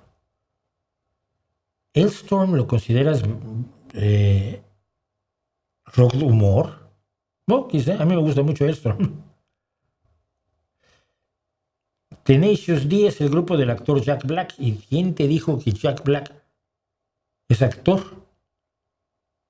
Hoy vamos a hablar de Jack Black. Es el autor de Seven Nation Army. Miembro antes de Tenacious D, claro, un grupo al que solo he oído una vez, era miembro de White Stripes, precisamente. De los países chicos, ¿cuáles te siguen en público? No sé qué países sean chicos, ¿no? Tengo seguidores en todos lados, en lugares muy raros, fundamentalmente México, España, Estados Unidos, pero tengo muchos seguidores en Colombia, tengo muchos seguidores en Argentina, República Dominicana, no sé por qué, será culpa de mi amiga Argenida Romero. En fin, bueno, voy a seguir porque si no termino, y si no termino, luego me dicen que no, y seguro que lo de la inteligencia artificial quizá no lo voy a poder hacer, pero sí quiero hacer esto sobre el hackeo a la democracia del que hemos estado hablando. También quería hablar, por cierto, de la encíclica del Papa, pero no me dio tiempo de leerla. Como ustedes saben, yo trabajo, no soy uno de esos influencers que viven de ser influencer, ni mucho menos. Así que bueno, hackear la democracia. A mediados de mayo, una investigación periodística descubrió que un comité de acción política, Political Action Committee, llamado Lead Left, que es liderazgo de izquierda, se presentaba como un grupo de apoyo al Partido Demócrata de los Estados Unidos y era en realidad una organización financiada y dirigida por el Partido Republicano para promover y hacer elegir como candidatos en las primarias demócratas a los peores candidatos demócratas, favoreciendo así el triunfo de los candidatos republicanos. Que eso en Estados Unidos además funciona muy bien porque en Estados Unidos toda la política se mueve por dinero. Los PAC son fondos que promueven a determinados candidatos o partidos, por ejemplo, pagando fuertes cantidades en publicidad, y todo esto es fundamental en el sistema electoral de los Estados Unidos. Lead Left es de hecho un super PAC. Puede recaudar todo el dinero que quiera, miles de millones si pudiera, y puede gastar el dinero en todo menos en dárselo directamente a su candidato, sino que lo promueve desde fuera, por ejemplo, pagando publicidad, ¿vale? Se descubrió en esta investigación de Jude Legum, que es un periodista independiente al que yo sigo hace mucho tiempo, Popular Information, Información Popular. Lead Left tiene relaciones directas con operativos de los principales PACs de los republicanos, tanto de la Cámara de Diputados como del Senado de los Estados Unidos. Lead Left gastó más de $3 millones promoviendo a los peores candidatos de las primarias demócratas que se acaban de llevar a cabo a principios de esta semana, en un sistema donde además cualquier persona puede presentarse a las primarias simplemente registrándose en el partido. Es decir, yo hoy me registro como demócrata, que no es meterme al partido como militar en un partido político como hacemos en otro tipo de partidos, no, simplemente registrándome como demócrata ya puedo participar en las primarias, aunque no tenga apoyo de los demás demócratas. Y además las reglas cambian de estado a estado, porque Estados Unidos, como ustedes saben, es una federación de estados libres y soberanos. Así que cada estado dice quién puede votar. Hay estados donde en las primarias demócratas pueden votar los republicanos y por supuesto votan para joder. Este comité de acción política, por ejemplo, gastó hasta $900,000 para apoyar a Maureen Galindo, una terapeuta sexual que buscaba la candidatura demócrata en el distrito 35 de Texas y que ha hecho comentarios antisemitas y prometió transformar los centros de detención de ICE en una prisión para sionistas estadounidenses y un centro de castración para pedófilos que probablemente serán la mayoría de los sionistas. Esto, por supuesto, no es antisionismo ni nada, es antisemitismo. Otros objetivos de este grupo eran el 7º distrito de Pensilvania y el 2º de Nebraska, donde gastó intensamente en primarias democráticas donde había muchos candidatos. Y por supuesto, si tú apoyas a un candidato débil, le quitas votos al candidato más fuerte. Probablemente no hagas que tu candidato gane, pero sí haces que tu candidato impida que gane el más popular al quitarle votos. Galindo, por supuesto, perdió sus elecciones primarias, pero el asunto levantó la alarma sobre la probabilidad de este tipo de hackeos de la democracia y la urgencia que hay de fortalecer a las democracias e impedir que grupos populistas sigan encontrando puntos débiles para demolerla, porque hoy la derecha no quiere apoderarse de la democracia, quiere acabar con ella.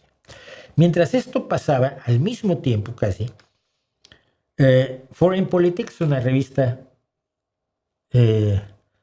fíjense, la investigación de Jude Legon fue del 27 de mayo y esto es del 1 de junio de Foreign Politics, que denunció o anunció, informó que el Departamento de Estado de los Estados Unidos anunciaría en breve una ola de subsidios destinados a darle una nueva forma a la política europea, promoviendo y fomentando a partidos de la ultraderecha. Según esta publicación, que generalmente es muy seria, también la sigo yo, una oficina casi anónima llamada Oficina de la Democracia, los Derechos Humanos y el Trabajo estará a cargo de distribuir ese dinero. Esta oficina originalmente existía para promover la democracia en Cuba o en Irán o en Rusia y estos lugares de obsesión de los Estados Unidos, ¿no? El dinero para las subvenciones viene del presupuesto del año anterior para el Fondo de la Democracia del Departamento de Estado.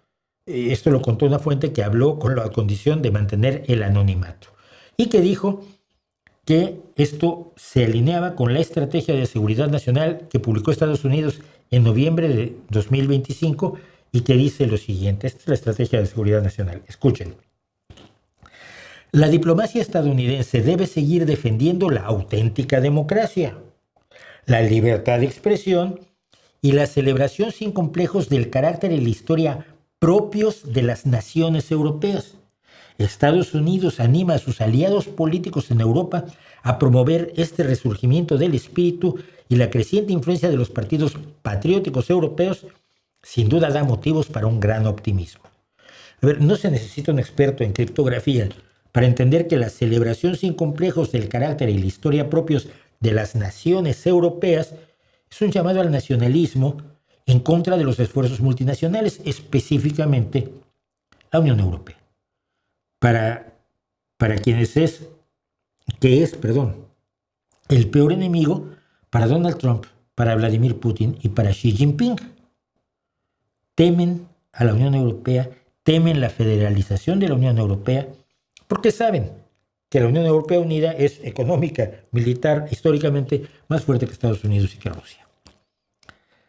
Los aliados políticos de los Estados Unidos, de los que habla la Estrategia de Seguridad Nacional, son los que hoy llama partidos patrióticos europeos, con este tipo de gentuza, cuya creciente influencia ahora busca alimentar con fondos.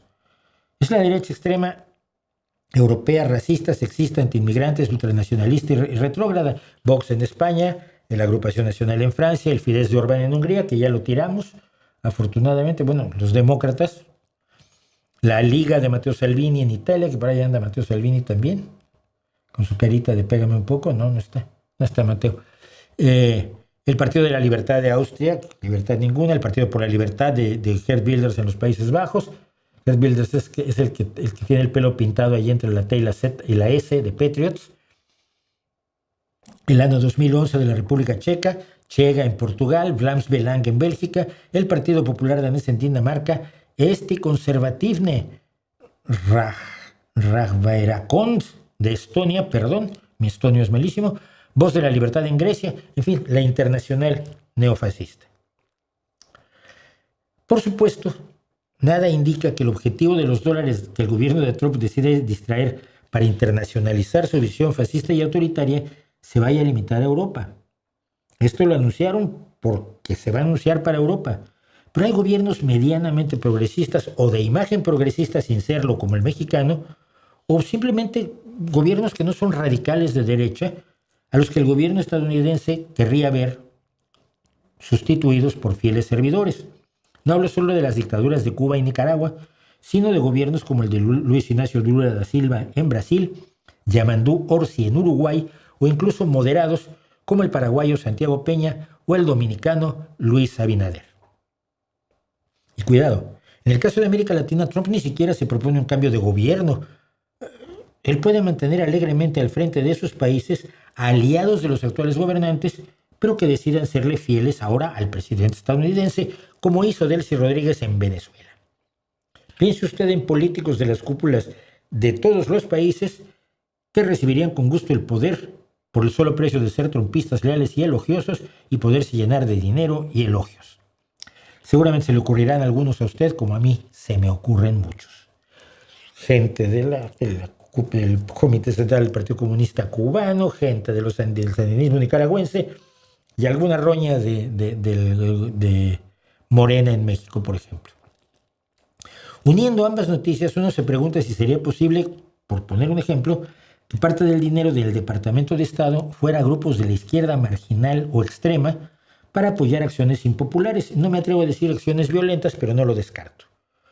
Como una forma de demostrar a través de los medios de comunicación de la burbuja neofascista que la izquierda es peligrosísima y es urgente elegir a los presuntos patriotas de la mano dura, la antiinmigración y ese anticomunismo casi sin comunistas al frente, con el cual se construyen relatos delirantes de miedo, desinformación y preocupación ciudadana, y ante los cuales no hay medios que hagan de contrapeso.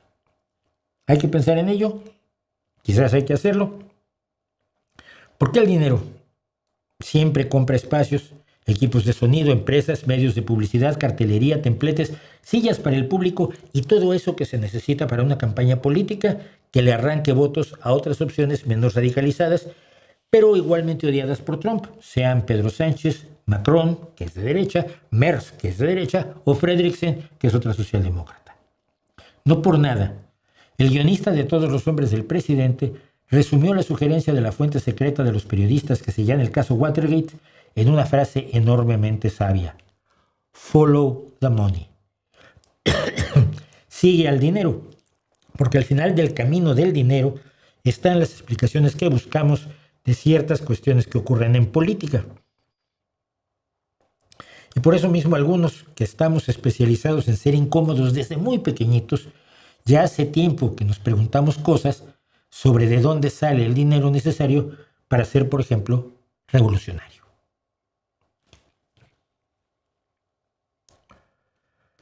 Ay. No. Pues hay dos cosas que no voy a poder hacer ya. Pero bueno. Los sudafricanos en las redes, viendo lo que pasa con la CNT, dicen que las revoluciones empiezan en las calles.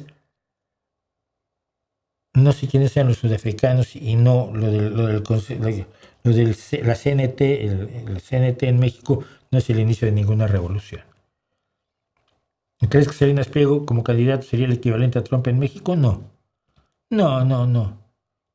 No, es un conservador al estilo del siglo XIX, no es un Porfirio Díaz con Donald Trump, no es un fascista. Cosa que además debo decir que no quiere decir, el que no es un fascista no quiere decir que sea bueno, porque mucha gente ya le ha pasado que cuando ve que yo me opongo a Claudia Sheinbaum dice, bueno, entonces, ¿para qué vamos a tener a Salinas Pliego? Le dije, no, yo no estoy apoyando a Salinas Pliego, lo que siempre he apoyado es un partido que todavía no existe en México. Antonio Grael, seguimos como fotógrafo. Tuve la gran ventaja de que mi pareja ha sido mi asistente y maquilladora. Su presencia y manera de ser ayudaba muchísimo a relajar a las modelos. Yo también, pero en ocasiones no contaba con ella. Por ejemplo, en fotografía de desnudos siempre quise contar con alguien. Yo les decía a las modelos, trae una amiga, a tu hermana, a tu mamá no, por favor, pero trae a alguien que esté contigo. Y salvo 2 casos hubo muy concretos de chicas que me dijeron, no, yo prefiero estar a solas. Bueno, está bien, pero generalmente yo les pedía que además trajeran a alguien. Se puede traer a quien quieras que no sea tu mamá. Porque si alguna vez tuve una mamá que me dijo, ay, nena, sonríe mejor. Ay, nena, pero te ves muy mal. Y yo, señora, por favor, ¿puedo dirigir yo? Soy el fotógrafo.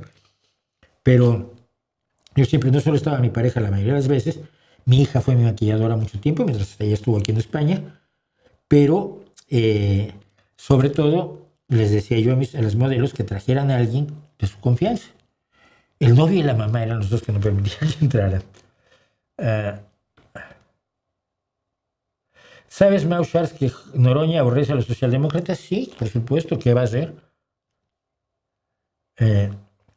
Cuando se traduce una canción, no es la misma canción, es una canción nueva inspirada en la original. Depende. Si se traduce la letra exactamente, es la misma canción. Si se cambia la letra y se cambia el significado, no es la misma canción.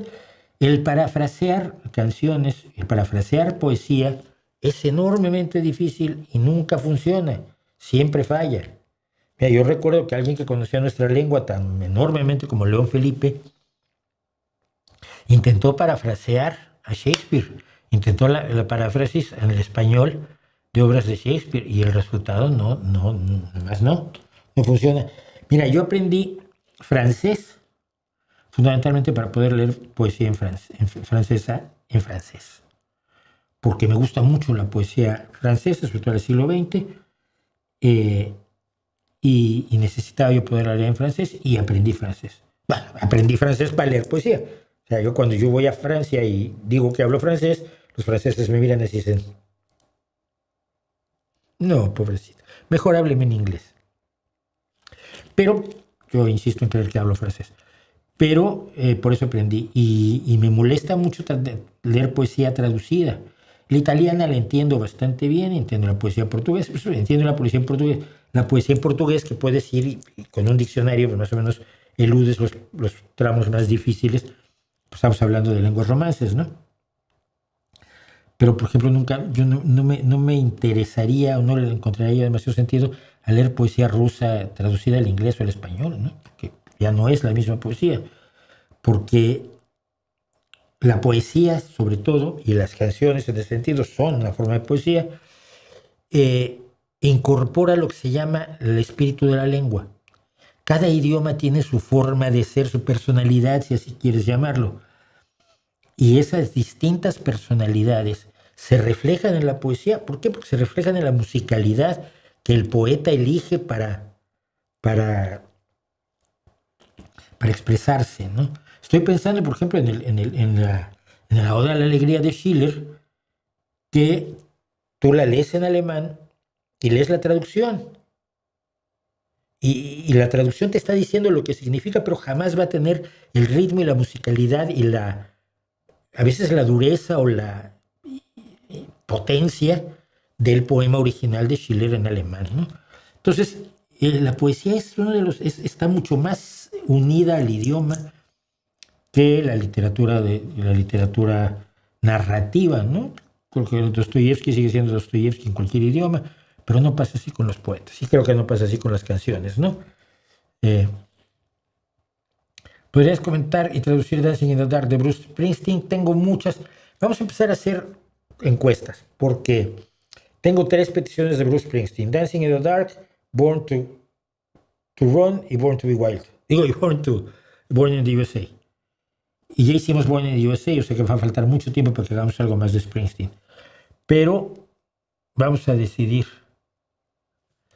Haz la canción Time de Pink Floyd, también me piden mucho Wish You Were Here.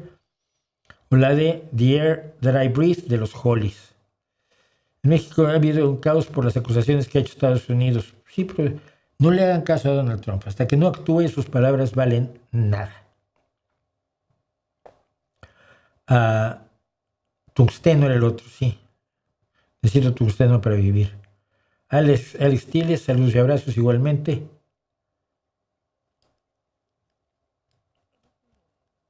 No voy a oír traducciones de Piano Man, lo siento. Qué bueno que hayan hecho algo bueno, pero prefiero.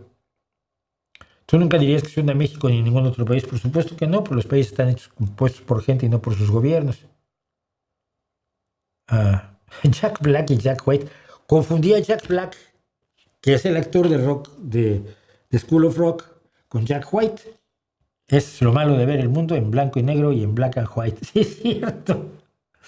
Sí, es cierto. Y Ana Figueroa también. Rudy, Liv y Ana Figueroa me reclaman que sí confundí a Jack Black con Jack White. Si soy como soy con los nombres, imagínense ahora. Pero sí, Jack Black es fundamentalmente un actor, aunque hace School of Rock y es un buen músico,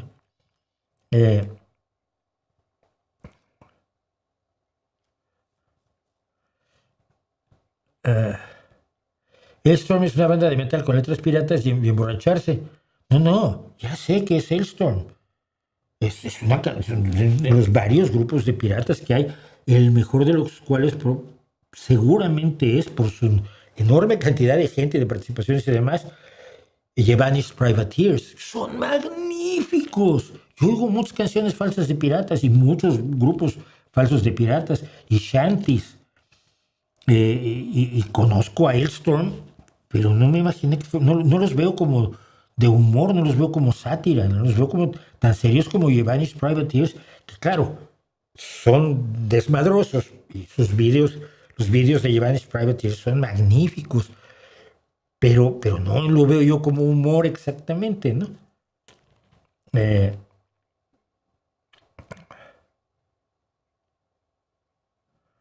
Hay preguntas que no va a contestar. Macron es de centro, sus rivales políticos son de derecha e izquierda. Pero Macron es un hombre no es un hombre de izquierda. Así como, aunque tenga rivales de derecha e izquierda, Pedro Sánchez es un hombre de izquierda y el PSOE es un partido de izquierda. Te van a decir que no, ya sé. Y sí, Jim White participó como actor. Sí, yo sé que participó en actor en alguna película. Bueno, vamos a eso. Ya que estamos en eso y porque nos dé tiempo, a ver si puedo lograr meter por lo menos la independencia de Europa en todo esto. Porque sí, la independencia de Europa. Vamos a contarnos una canción y la canción que nos vamos a contar hoy es de Jack White y es, por supuesto, Seven Nation Army. Hay mucho que decir sobre Seven Nation Army y en lo que muevo mi control del teleprompter hasta allá. No, tengo notas, no lo tengo no tengo escrito un guión así como los que hago los miércoles, pero bueno, tengo mucha información. Pero el punto número 1 que hay que tener clarísimo con Seven Nation Army. Ese riff de entrada, que es tan potente, tan famoso, que se ha vuelto parte del deporte en todos lados por su energía. Dan, dan, dan, dan, dan, dan, dan. Estoy más desafinado que nunca. Ese riff no está tocado en bajo. Creo que en la grabación sí ya se puso en bajo. Y en muchas grabaciones y en muchas versiones, quien toca el riff es el bajista, por supuesto. Pero Jack White no lo tocó, no tocó el bajo. Tocó su guitarra electroacústica, semiacústica, con un pedal de octava. Es un truco que usan muchos guitarristas. De hecho, Danny de The Warning echa mano constantemente del pedal de octava. El pedal de octava lo que hace es aumentar o disminuir una octava lo que estás tocando. Es decir, no hace más alteración que cambiar la octava. Se llama pedal de octava. Y lo que hizo fue, con el pedal de octava, bajar una octava lo que tocaba en el riff que tocaba. Decía Jack White, que no es Jack Black, que él le había gustado el riff, que decía, si algún día me contratan para hacer la música de una película de James Bond, voy a poner este riff.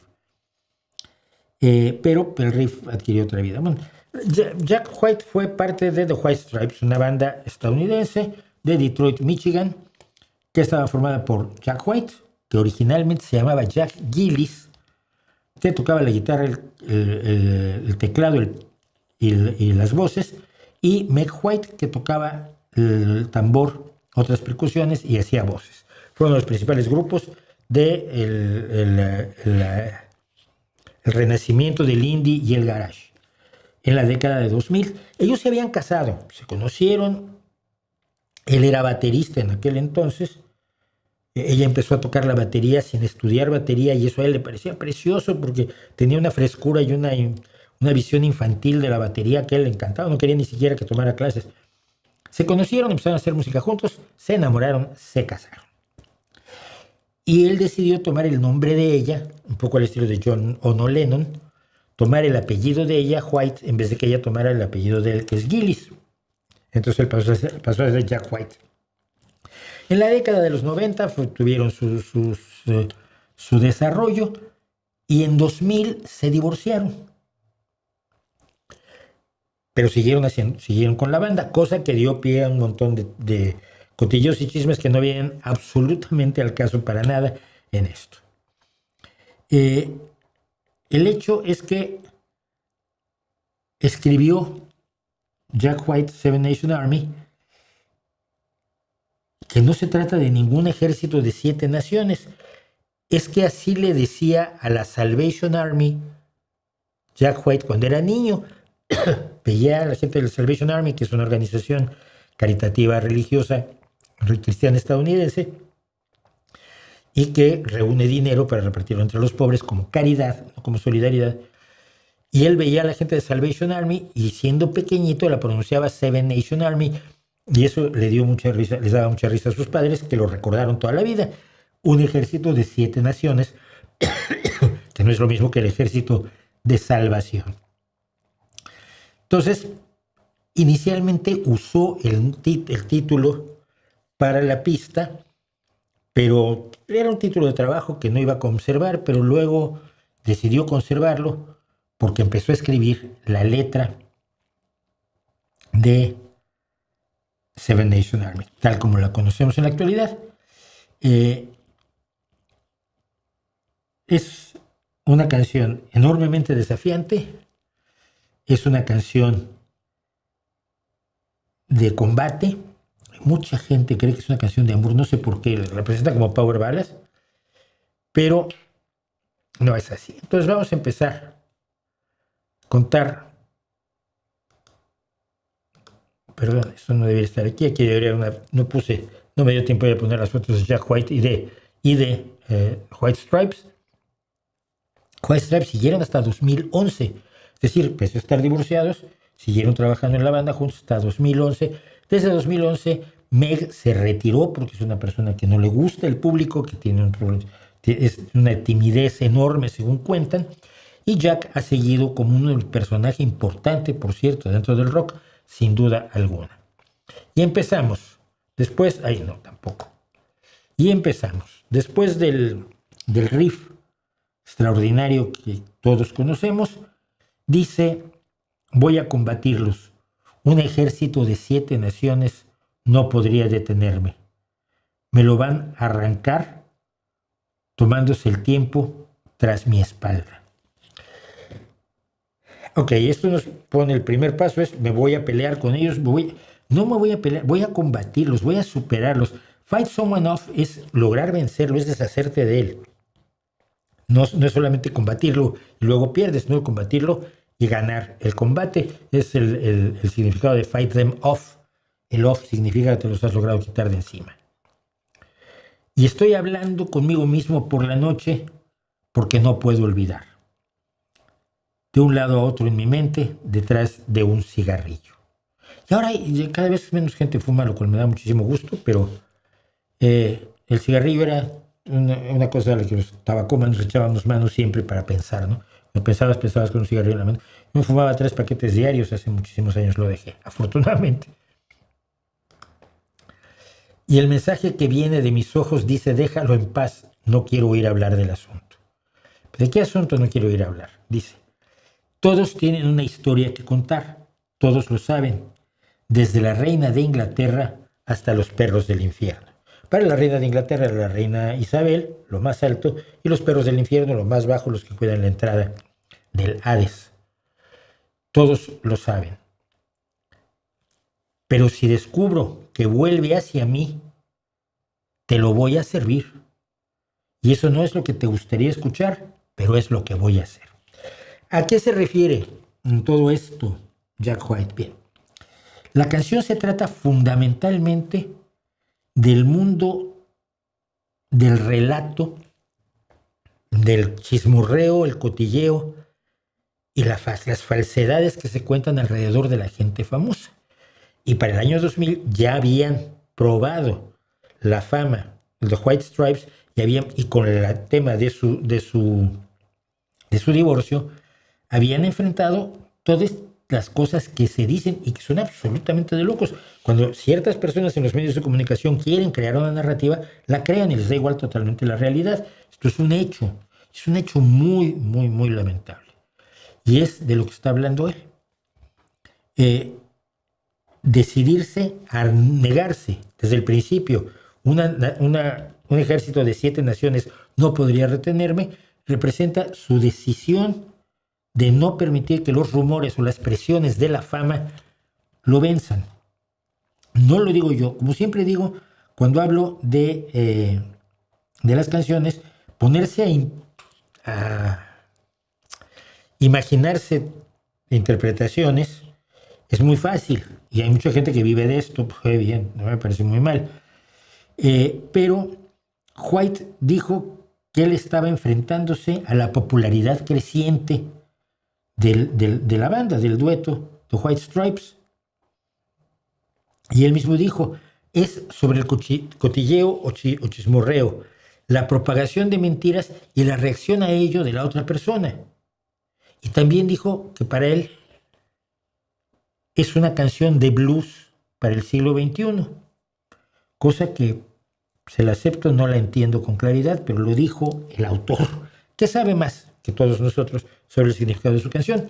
Aunque repito lo que siempre digo, la interpretación que nosotros le demos, la batalla a la que yo me considere que me estoy enfrentando cuando canto o escucho Seven Nation Army o cuando siento que me empuja el riff, es totalmente válida. El hecho artístico se cierra cuando el espectador lo interpreta. Si la interpretación coincide o no coincide, es irrelevante. Dice White, y se lo oí en una entrevista, que el hecho de que la gente cante el riff sin letra, que lo canten en estadios de música, de deportes, en estadios de fútbol, que no sepan qué es de Jack White, que no sepan qué es de White Stripes y que no sepan de qué se trata la canción, a él le da muchísimo gusto porque quiere decir que se ha vuelto folclore, es decir, propiedad de las multitudes.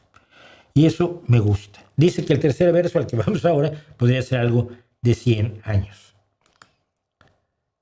Me voy a Wichita. Él dice que usó Wichita simplemente como un ejemplo de un lugar tranquilo al que te puedes ir, suponiendo que Wichita, en Kansas, es una ciudad enormemente tranquila. Como nunca la había visitado, él se ha comprometido por respeto a nunca visitar Wichita, por si había dejado mala idea de que Wichita era un lugar aburrido. Me voy a Wichita, lejos de esta ópera para siempre. Voy a trabajar la paja. Y ese trabajar la paja sí es un viejo meme, por así decirlo, del blues.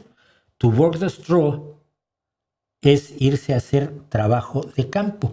Muchos de los primeros blueseros, por supuesto, venían del trabajo de campo. El propio Muddy Waters y el propio Buddy Guy, que es el último sobreviviente de la época gloriosa del blues en la actualidad, sus 92, 93 años, son gente que llegó a trabajar en el campo como peón de agrícola antes de ser dioses del blues.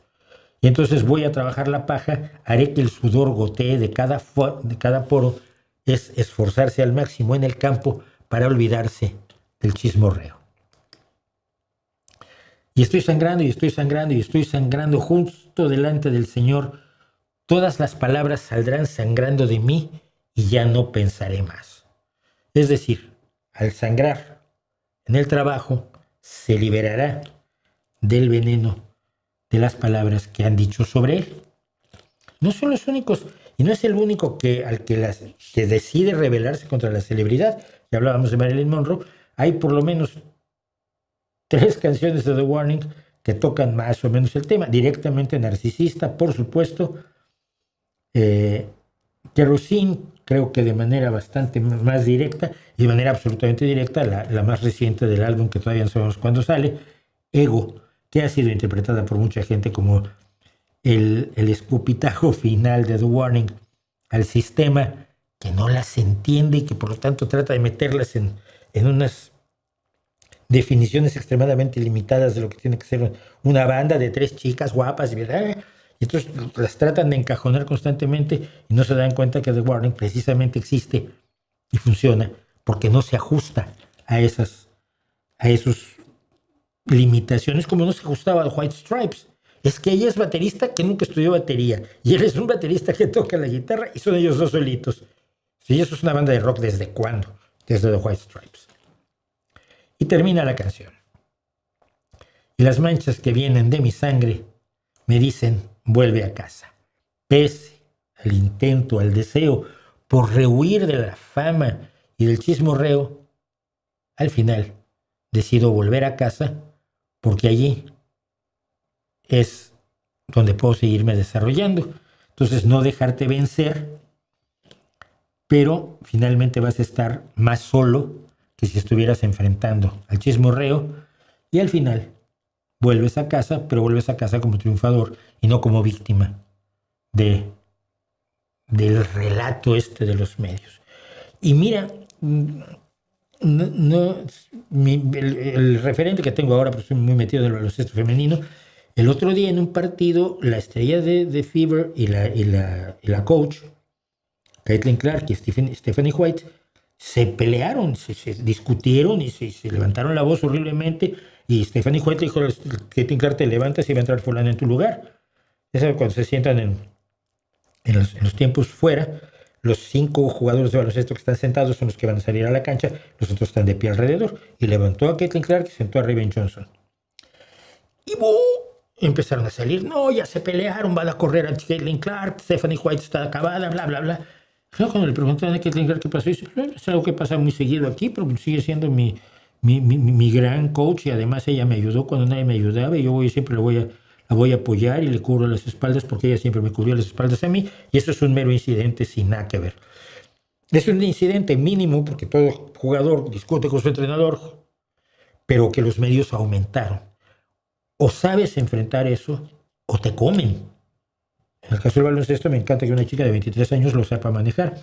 Y en el caso del rock hay muchos a los que se los ha comido precisamente la narrativa creada por los medios, el chismorreo y los propios fans a su alrededor.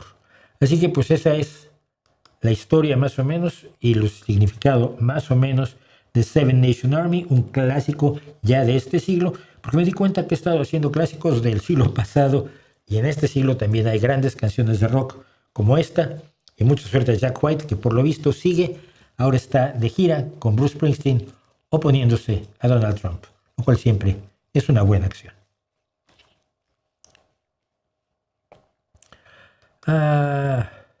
¿Viste la película de Michael Jackson? No la he visto aún. Si tuvieras que apostar a quién le vas que gane el mundial, siempre no la va a ganar México, así que voy a España.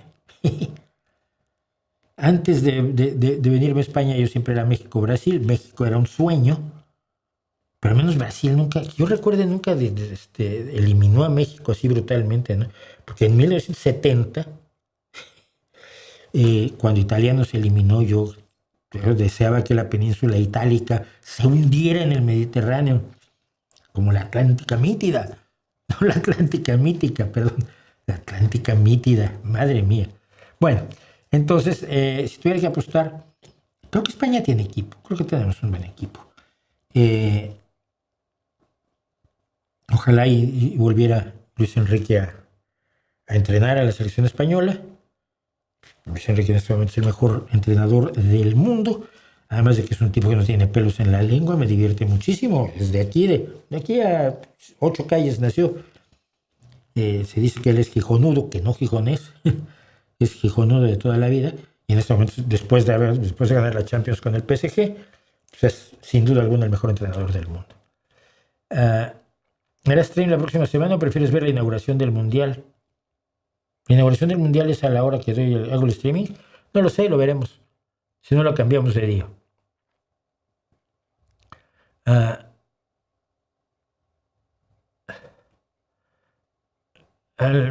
Hay más impredecible.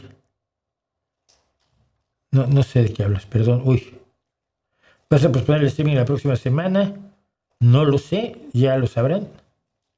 Jack White y Alicia Keys interpretaron Another Way to Die, escrita y producida por White como tema central de la película de James Bond de 2008, Quantum of Solace. Sí, pero para entonces ya había usado 8 años antes el riff que había hecho para James Bond, ¿no? Qué divertido. Quieren abrir una planta de amoníaco en Sonora que va a destruir toda la vida y ecosistema marino. ¿Sabes a qué instancia podemos recurrir para evitarlo? No, pero mira, en todo el mundo hay plantas de amoníaco y no destruye toda la vida y todo el ecosistema marino. ¿De dónde sacaste tu información? Primero que nada, confirma que las plantas que van a poner tienen características tales que va a causar esos daños. Porque muchas veces los ecologistas políticos, que no quieren saber de ciencia ni mucho menos, te cuentan unas historias así: va a destruir todo y se va a acabar el mundo. Y no es cierto, y no es verdad. Entonces, primero que nada, Claufi 76, cerciórate. ¿Qué empresa es? ¿Qué plantas de amoníaco tiene en otros lugares del mundo o en otros lugares de México? ¿Cómo están operando estas plantas? ¿Han matado todo? ¿Han acabado con el ecosistema marino o no? Si los datos sustentan el hecho de que es un peligro, hay que tratar de que no sea un peligro, o cambiando su proyecto o anulando el proyecto si no hay forma de cambiarlo. Y eso se hace ante el gobierno mexicano, ante la Secretaría del Medio Ambiente, ante la Secretaría de Economía, ante la Secretaría que corresponda o ante todas. Pero primero, asegúrate de que eso vaya a pasar. Por ejemplo, con el Tren Maya se dijo, va a tener efectos ecológicos. Y el presidente dijo, no es cierto. Bueno, la gente le creyó, Conforme se iba construyendo y la misma gente que cuida el sistema de cenotes de la península de Yucatán fue verificando cómo se estaban destruyendo los cenotes, cómo se estaban destruyendo lugares prístinos, maravillosos que hay. Yo alguna vez nadé en cenote. Cómo se estaba contaminando. Y podías verlo en las grabaciones, no podía negarlo el presidente. Bueno, necesitas algo más o menos así para, no, obviamente no esperar a que se construya la planta y cometa barbaridades, sino conseguir los datos suficientes para demostrar que hay un riesgo real. Pero sin ello yo no me podría evitarlo antes. ¿Por qué? Porque no.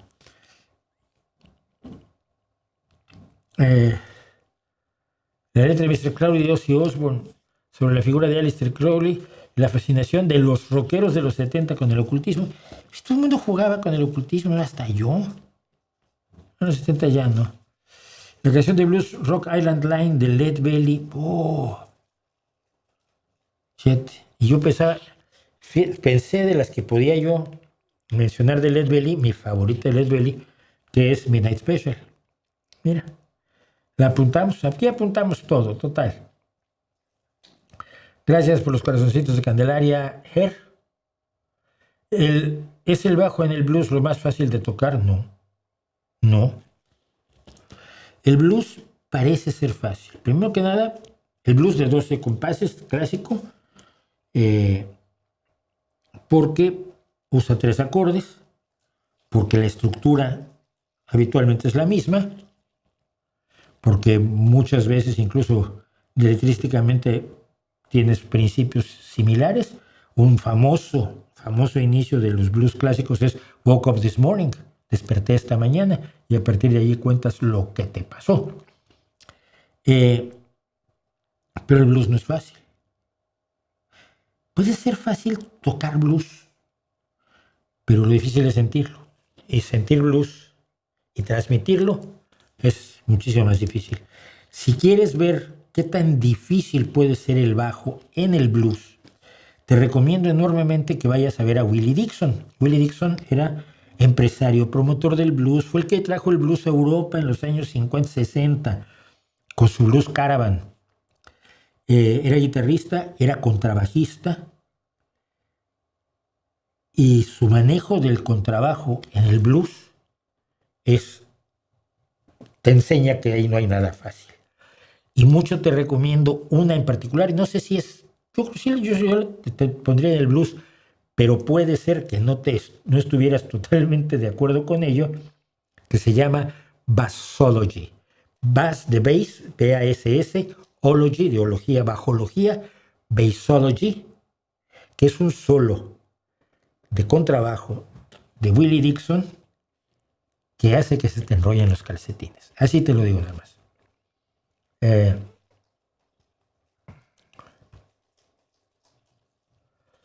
Luis Alberto Arenas Angulo.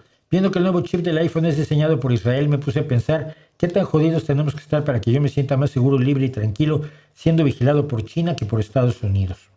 Bien. Problema. ¿El gobierno de Israel diseñó el chip del iPhone? Creo que no, ¿no? O sea, no fue Netanyahu el diseñador. El diseñador es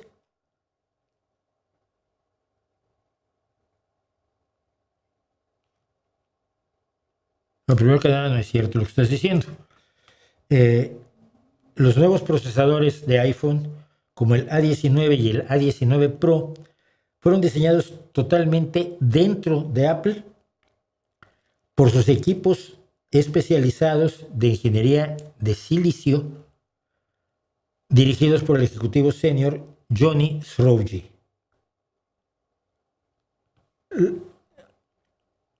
La arquitectura la diseña Apple en Cupertino, California, donde tiene su sede, y la fabricación física la manejan por contrato empresas como la TSMC, Taiwan Semiconductor Manufacturing Company. Dicho lo cual, todo lo que dices es falso. Ahora, el hecho de que te vigile el gobierno de Estados Unidos, tendrías que decirme si hay alguna ley que permita al gobierno de Estados Unidos meterse en tu chip Apple si compras el iPhone aquí en España, por ejemplo, ¿no? O en México, o incluso en Texas. Entonces, tendría mucho cuidado. Como ves, ni siquiera ni China ni Israel participan en esto porque los que fabrican los chips están en Taiwán y no en la China de Xi Jinping. ¿La pintura de castas es xenófoba? No, es testimonio de una época. Es uno de los grandes elementos que nos permiten comprender la historiografía del virreinato, del funcionamiento de la colonia, de los intentos desesperados por mantener la pureza de sangre, cosa imposible cuando al principio solo venían hombres, solo iban a América hombres, y cómo les resultó imposible mantener la pureza de sangre, pero entonces se inventaron una sucesión jerárquica de discriminaciones absolutamente aterradora, ¿no? Absolutamente aterradora. Yo creo que no tiene nada que ver con la xenofobia.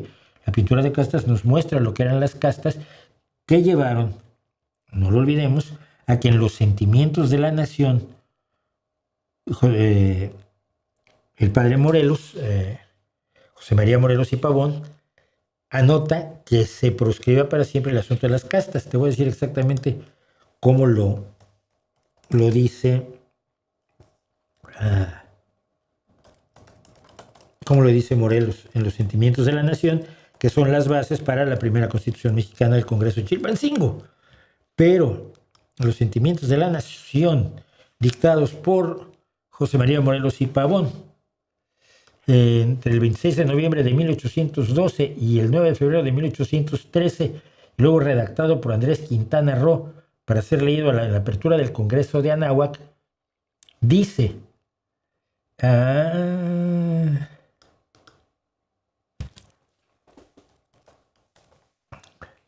En su punto número 15, que la esclavitud se proscriba para siempre y lo mismo la distinción de castas, quedando todos iguales. Era de los míos, hombre. Y solo distinguirá a un americano de otro el vicio y la virtud. Es el punto 15 de los 23 o 24 sentimientos de la nación redactados por Morelos. Sigo estando de acuerdo con él. Es increíble, de verdad, que en 1813 pudiera ver el mundo así, ¿sí? Quedando todos iguales. Y solo porque él hablaba de la América mexicana, todavía no se hablaba de México. Aunque Ayuso crea que México lo inventaron los españoles cuando llegaron, y López Obrador crea que México existía antes de que los mexicas llegaran al lago de Texcoco. Pero se hablaba de la América mexicana. Y el sentimiento de la nación número 1 es que la América es libre e independiente de España y de toda otra nación, gobierno o monarquía, y que así se sancione, es decir, se legisle, dando al mundo las razones, explicando por qué. Y el punto 15, Baeza solo distinguirá a un americano de otro, el vicio y la virtud, que es la mejor forma que tenemos para diferenciar a la gente a nuestro alrededor. Es que ese es negro, no, es que es pelirrojo, ay, pero es gordito, ay, pero ella es enana. No, hay gente buena y gente mala, y eso es lo más importante. Creo yo, que por supuesto puedo estar equivocado. ¿Quién es Rosarín y con quién se reconcilió y a mí qué me importa? No tengo idea. No sé nada de eso. Me tiene totalmente sin cuidado.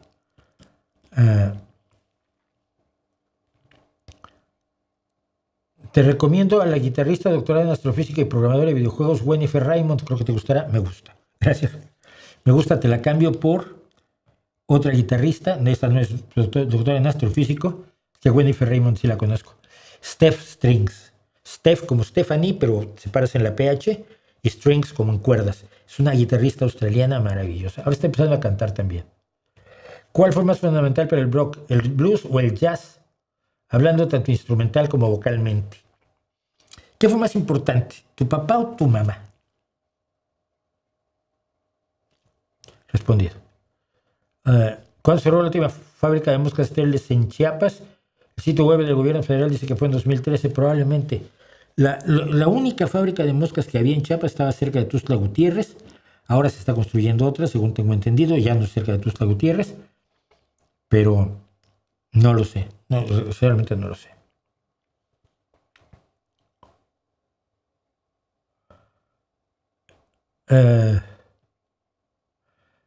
Me pregunta cosas que no puedo saber. El mestizaje es una herramienta racista, dijo una conductora de AJ Español, que no sé qué sea AJ Español. ¿Cómo va a coincidir si yo soy mestizo? Si mi abuela es fundamentalmente zapoteca y mi abuelo es asturiano. Soy mestizo. Es una estupidez. Hay una versión de Just the Way You Are de Billy Joel cantada por José José. No la he oído. Y mira que me gustaba la voz de José José, pero prefería yo Gavilano Paloma.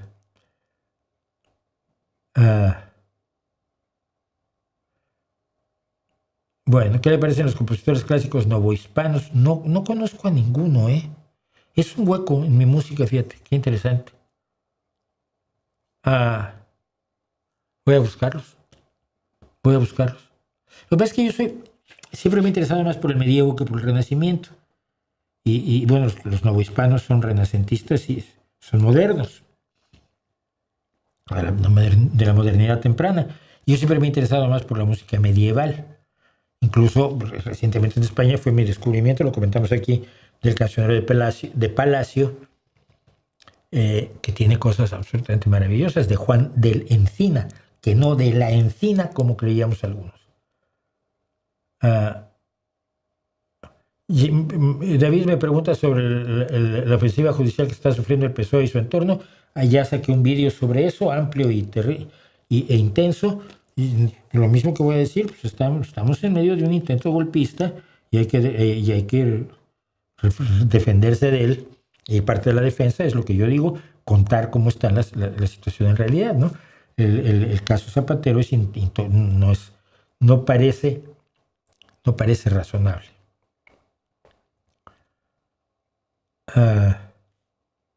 Apuntada Steph Strings, bien. Bueno, pues vamos a los comentarios de esta semana, que son abundosos, y hay también una pelea por el premio Elton. ¡Wow!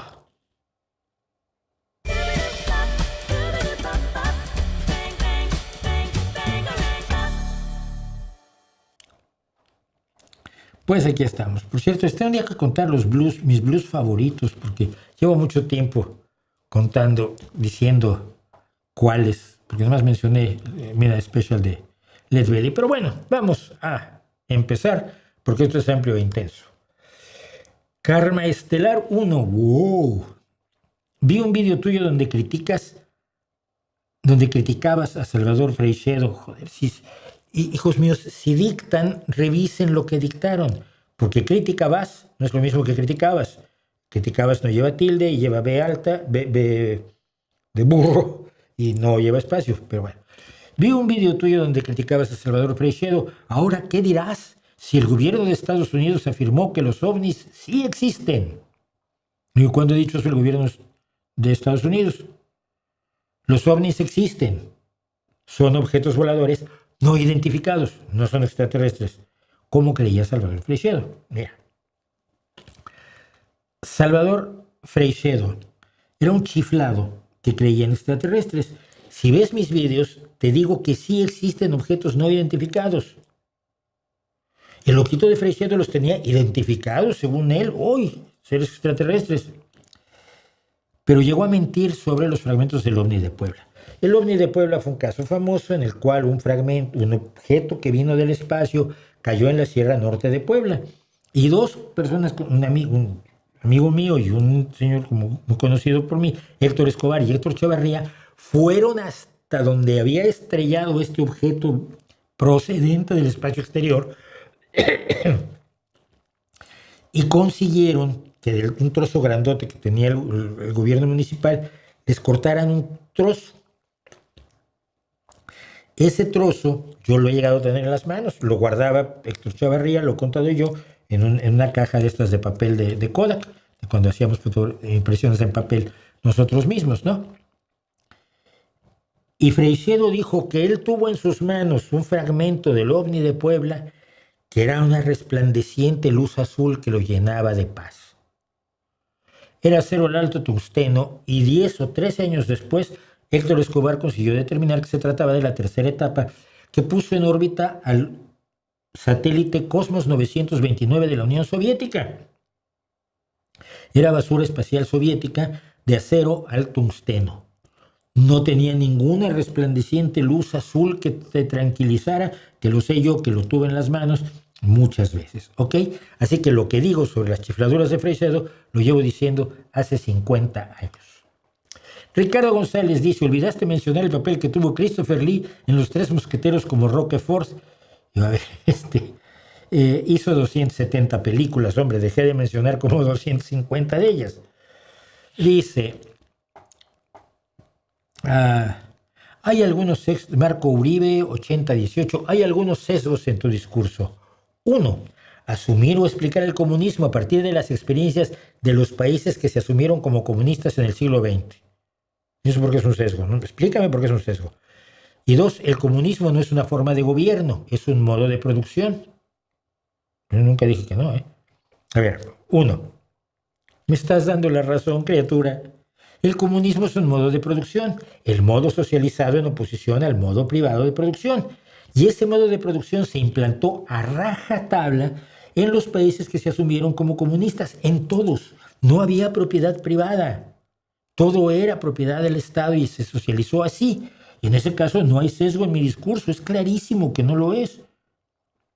Ahora, tampoco puedes negar que para instaurar ese modo de producción, Marx, Engels y Lenin defendieron la lucha armada para que la toma del poder y la dictadura del proletariado, defendieron la lucha armada para la toma del poder y la dictadura del proletariado como forma de conservarlo. Es decir, la dictadura del proletariado va inevitablemente unida al sistema comunista, al sistema de producción, de propiedad social de los medios de producción. Así que ningún sesgo. Todo lo que dices que digo es cierto. El comunismo lo explico a partir de la experiencia de quienes socializaron los medios de producción con resultados nefastos.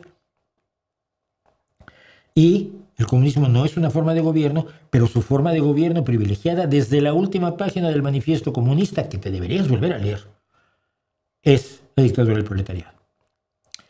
David Torres regresa, nuestro ganador del premio Elton de la semana pasada.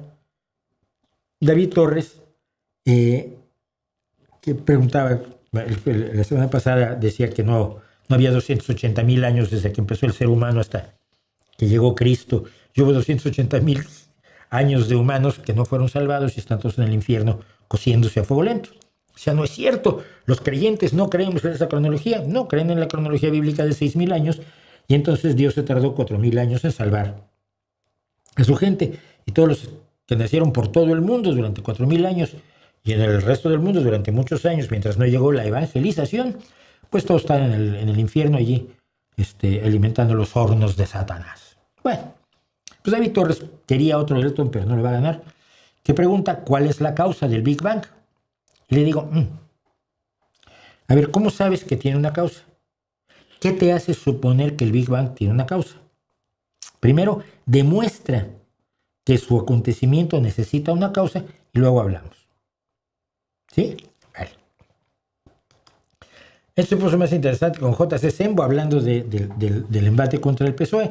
El que tiene que presumir inocencia es el juez. No, todos.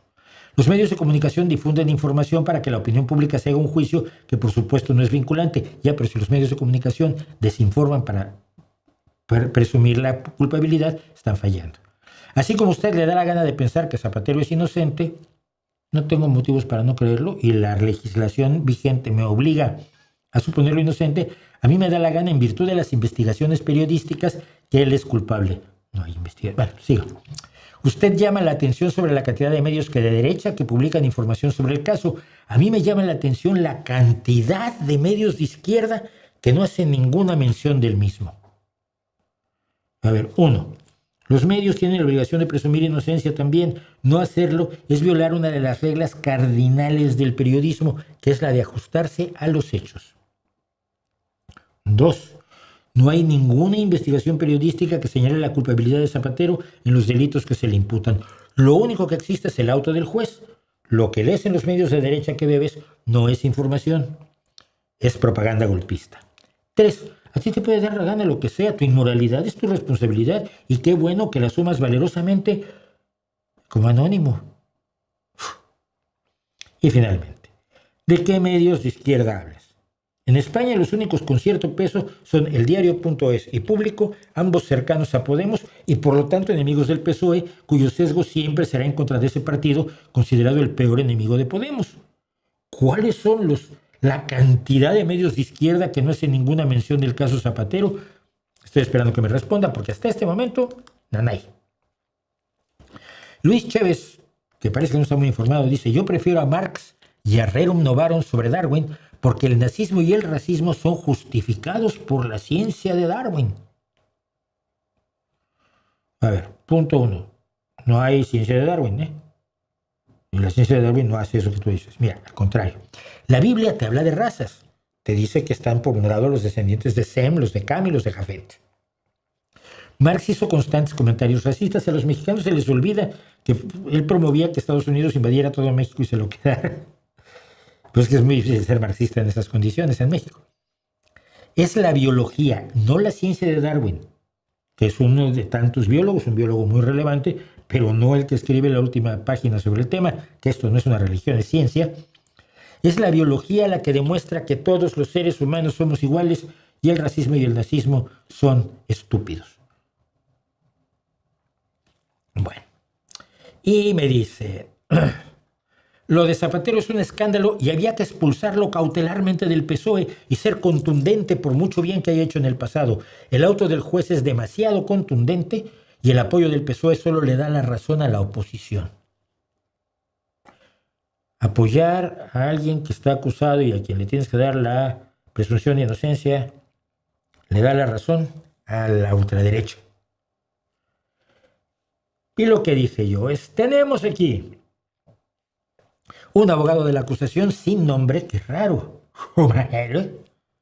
Jumajero, 23, que quiere inventarse los estatutos del PSOE y ordenarle al partido que haga algo que no está contemplado en sus propios estatutos y afirmando que la presunción de inocencia le da la razón al fascismo español. Asombroso. El Código Ético de Conducta del Partido Socialista Obrero Español, que tiene que firmar todo candidato a cualquier cargo público, estipula que en caso de ser acusado se te suspende cautelarmente de militancia. Y ante una acusación de algún compañero por aquí hace poco, está suspendido cautelarmente de militancia. Expulsarlo cautelarmente del PSOE es algo que no está en los estatutos y que tú te lo inventes, a mí me parece absolutamente de locos. Pero entonces insistió: no nos va a ir bien si los que tenéis voz y sois respetados por buena sensatez, por vuestra sensatez con B, No sois contundentes. Para ti contundente es declarar culpable a alguien cuando ni siquiera ha empezado el juicio, ni siquiera se ha defendido, fíjate. Nos guste o no, y a mí me duele, esto es un escándalo. No lo sé, no sé si sea un escándalo, depende si las acusaciones son ciertas o no, si están fundamentadas en hechos y datos, y no solamente en las declaraciones de un tipo al que dejaron libre para que hiciera esto, Aldama. Y no porque sea más grave que otras cuestiones, es por lo que representa Zapatero. Yo, por mi parte, si la cosa no cambia con respecto a este tema, me quedo en mi casa en las próximas elecciones. Y mi respuesta es, la derecha ha triunfado contigo. Les estás ayudando mientras te finges de izquierda. Así los tenemos. Y Bonnet Bar dice, ya había leído su biografía y es un personaje que vivió en serio. Está hablando de Christopher Lee, por supuesto. Señor Mauricio, me dejó anonadado al decir que conoció a Roberto Vega González, quien tuvo amistad con mi padre. ¡Qué bonito! Allá por un pueblo del estado de Guerrero que se llama Dos Caminos, que de allí era originario Vega y que fue dado de baja del colegio militar para irse a España, etc. De niño escuché su historia que mi padre nos contaba. Años después comprobé que esa historia fue verdad porque tuve acceso a documentos. Saludos. Pues sí, conocí a Roberto Vega González y tengo su libro maravilloso, Cadetes Mexicanos en la Guerra de España, del que he hablado en varias ocasiones, pero si quieren un día lo cuento. 7 jóvenes cadetes del Colegio Militar Mexicano se enteraron de que en España la democracia y la libertad estaban en peligro. Y entonces, 1937, 7 chicos decidieron desertar del colegio militar e irse a la guerra en España. Por supuesto no lo consiguieron, los pescaron camino a Veracruz, los regresaron, los echaron con cajas destempladas con absoluta deshonra militar del colegio militar. 4 de ellos intentaron de todos modos ir a la guerra civil en España y 3 de ellos lo consiguieron, entre ellos don Roberto Vega González. Esta es la dedicatoria que me hizo precisamente en este libro que tengo aquí. Le dice, para mi querido amigo y compañero, el periodista Mauricio José Schwartz, con todo el afecto del capitán Roberto Vega González, México, 7 de julio de 1986. Imagínense, fue cuando lo entrevisté y fue muy curioso cómo lo encontré. Estábamos haciendo una serie, en la revista de revistas donde yo trabajaba, estábamos haciendo una larga serie sobre la Guerra Civil Española. Y entonces alguien habló de Roberto Vega González, de los cadetes mexicanos, porque los mexicanos nunca estuvieron en las brigadas internacionales. Por la cercanía de México con España y con la República Española, los mexicanos que pelearon en la Guerra Civil Española pelearon como milicianos españoles. Y Roberto Vega González es capitán de milicianos, no brigadista internacional. Entonces estábamos hablando de Roberto Vega González y de un poema que le había dedicado José Viró Domenech, Roberto Vega González, capitán de milicianos, por darle calor a España, a muerte te han condenado. En aquel entonces existían los directorios telefónicos. Y yo le dije a mi jefe, a Enrique Lubet, espera un segundo, fui al directorio telefónico que tenía la secretaria, lo abrí, busqué Vega González, Roberto. Agarré el teléfono, marqué, disculpe, es casa del señor Roberto Vega González, sí. Del capitán Roberto Vega González, sí soy yo. Mi capitán, soy Mauricio Schwartz, soy de la revista de revistas, me encantaría entrevistarlo, si fuera usted tan amable. Sí, cómo no, véngase para acá. Estaba regenteando un restaurante por aquellos años, en el 86, el capitán Roberto Vega González. Esas son cosas curiosas que hace uno en el periodismo, ¿no? Usábamos el directorio telefónico, que ahora, por supuesto, sería un atentado a la ley de protección de datos. Y sí, así conocí a mi capitán Roberto Vega González, un hombre absolutamente maravilloso. Y ayer que veía yo esto, me enojé mucho, porque hay muy pocas menciones a él en Wikipedia. Él cuando regresó, fue después de 3 años de sufrir las cárceles y las torturas del franquismo, finalmente fue liberado por influencia de la presión internacional, llegó a México y le prometió a su madre que no volvería a entrar a ninguna guerra, que él, ya. Poco después murió su madre y él se enroló en el ejército estadounidense para luchar contra los nazis. Y me decía, dices que yo quería ver cómo peleaban los nazis cuando tenías armas contra ellos, porque en la guerra civil española estábamos, que a veces te daban un fusil de un calibre y municiones de otro, y tenías que andar intercambiando municiones por municiones para cargar tu fusil.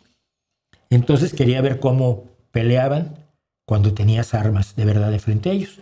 Y acabó siendo, me enseñó el diploma como participante de las fuerzas de ocupación de Tokio al final de la Segunda Guerra Mundial en el ejército estadounidense. Un hombre absolutamente fuera de serie, de lo más humilde, de lo más tranquilo del mundo, y creo que merecería ser más recordado. En fin, vamos a nuestro premio Elton de esta semana.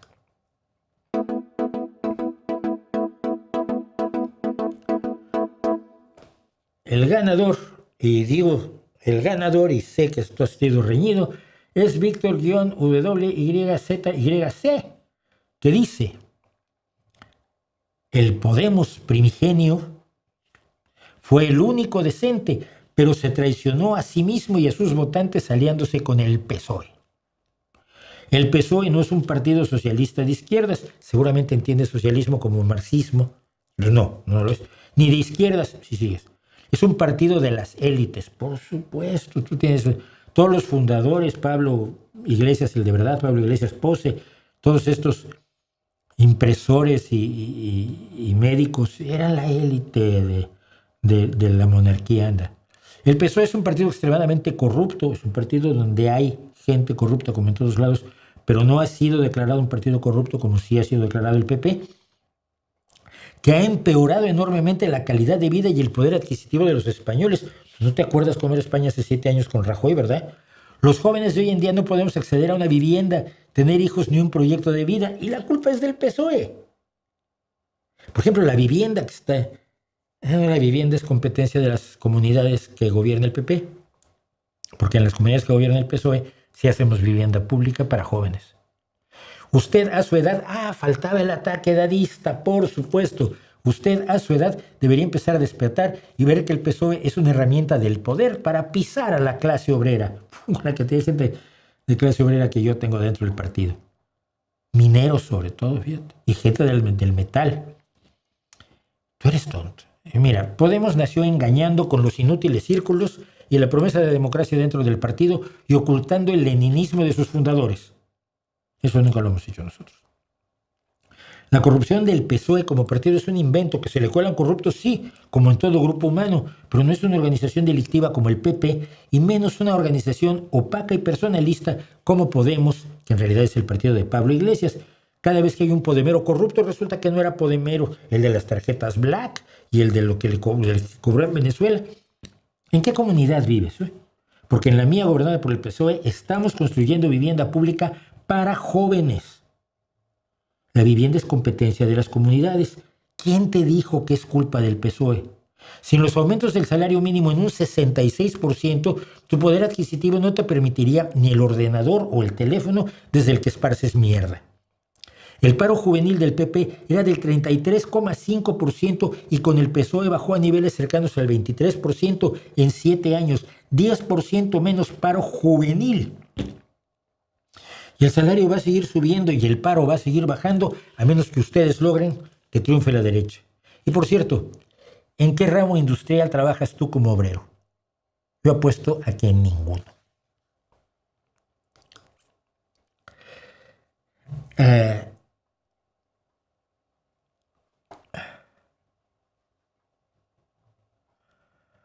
¿Los medios de izquierda no mienten? Pregunta Casdía K5W. ¿Por qué todos los latosos son anónimos? Les da un miedo enorme de dar la cara. ¿Los medios de izquierdas no mienten? En España no, porque no hay medios de izquierda. Bueno, si te refieres a los medios leninistas como La Base y Canal Red, mienten sin cesar. Y en el caso Zapatero han estado mintiendo hasta cansarse. Algo de esos comentarios que son de verdad interesantes. Jorge Jasso Che 2608 pregunta: ¿alguien sabe No, perdón, no lo. ¿Alguien sabe si hay una foto actual desde la Tierra de la bandera que se dejó en 1960 en la Luna? 1969 fue, no 1960. Saludos desde la Ciudad de México. Digo, no la hay porque nadie ha vuelto por allí a tomarla y por un telescopio de la Tierra no la alcanzas a ver. El otro problema es que al momento del despegue del módulo Águila, los gases del motor derribaron la bandera. Lo que quede, si la tela queda, estará blanca por el sol o se habrá deshecho por los cambios de temperatura. Lo único que puede sobrevivir es el mástil. Ese mástil que tenía una varilla para poder colgar de allí la bandera, y cuando lo pusieron y la bandera se movió, dijeron, ¡no, él está empujando el aire en el plató de Spielberg! Sí, hombre, no, de Kubrick. Lo único que tenemos, lo más cercano, es esto. Esto es una fotografía de la NASA, donde puedes ver el módulo lunar, la parte de abajo del módulo lunar, que por supuesto quedó en la Luna, y el experimento sísmico pasivo, que ha estado dando información sobre la sismología de nuestro satélite. Pero es lo único que se puede ver, ¿no? La bandera allí no se podría ver. Como te digo, se sabe que la tiró el módulo lunar al despegar, y en las siguientes misiones Apolo, la bandera la pusieron mucho más lejos del radio de acción de la tobera del módulo lunar.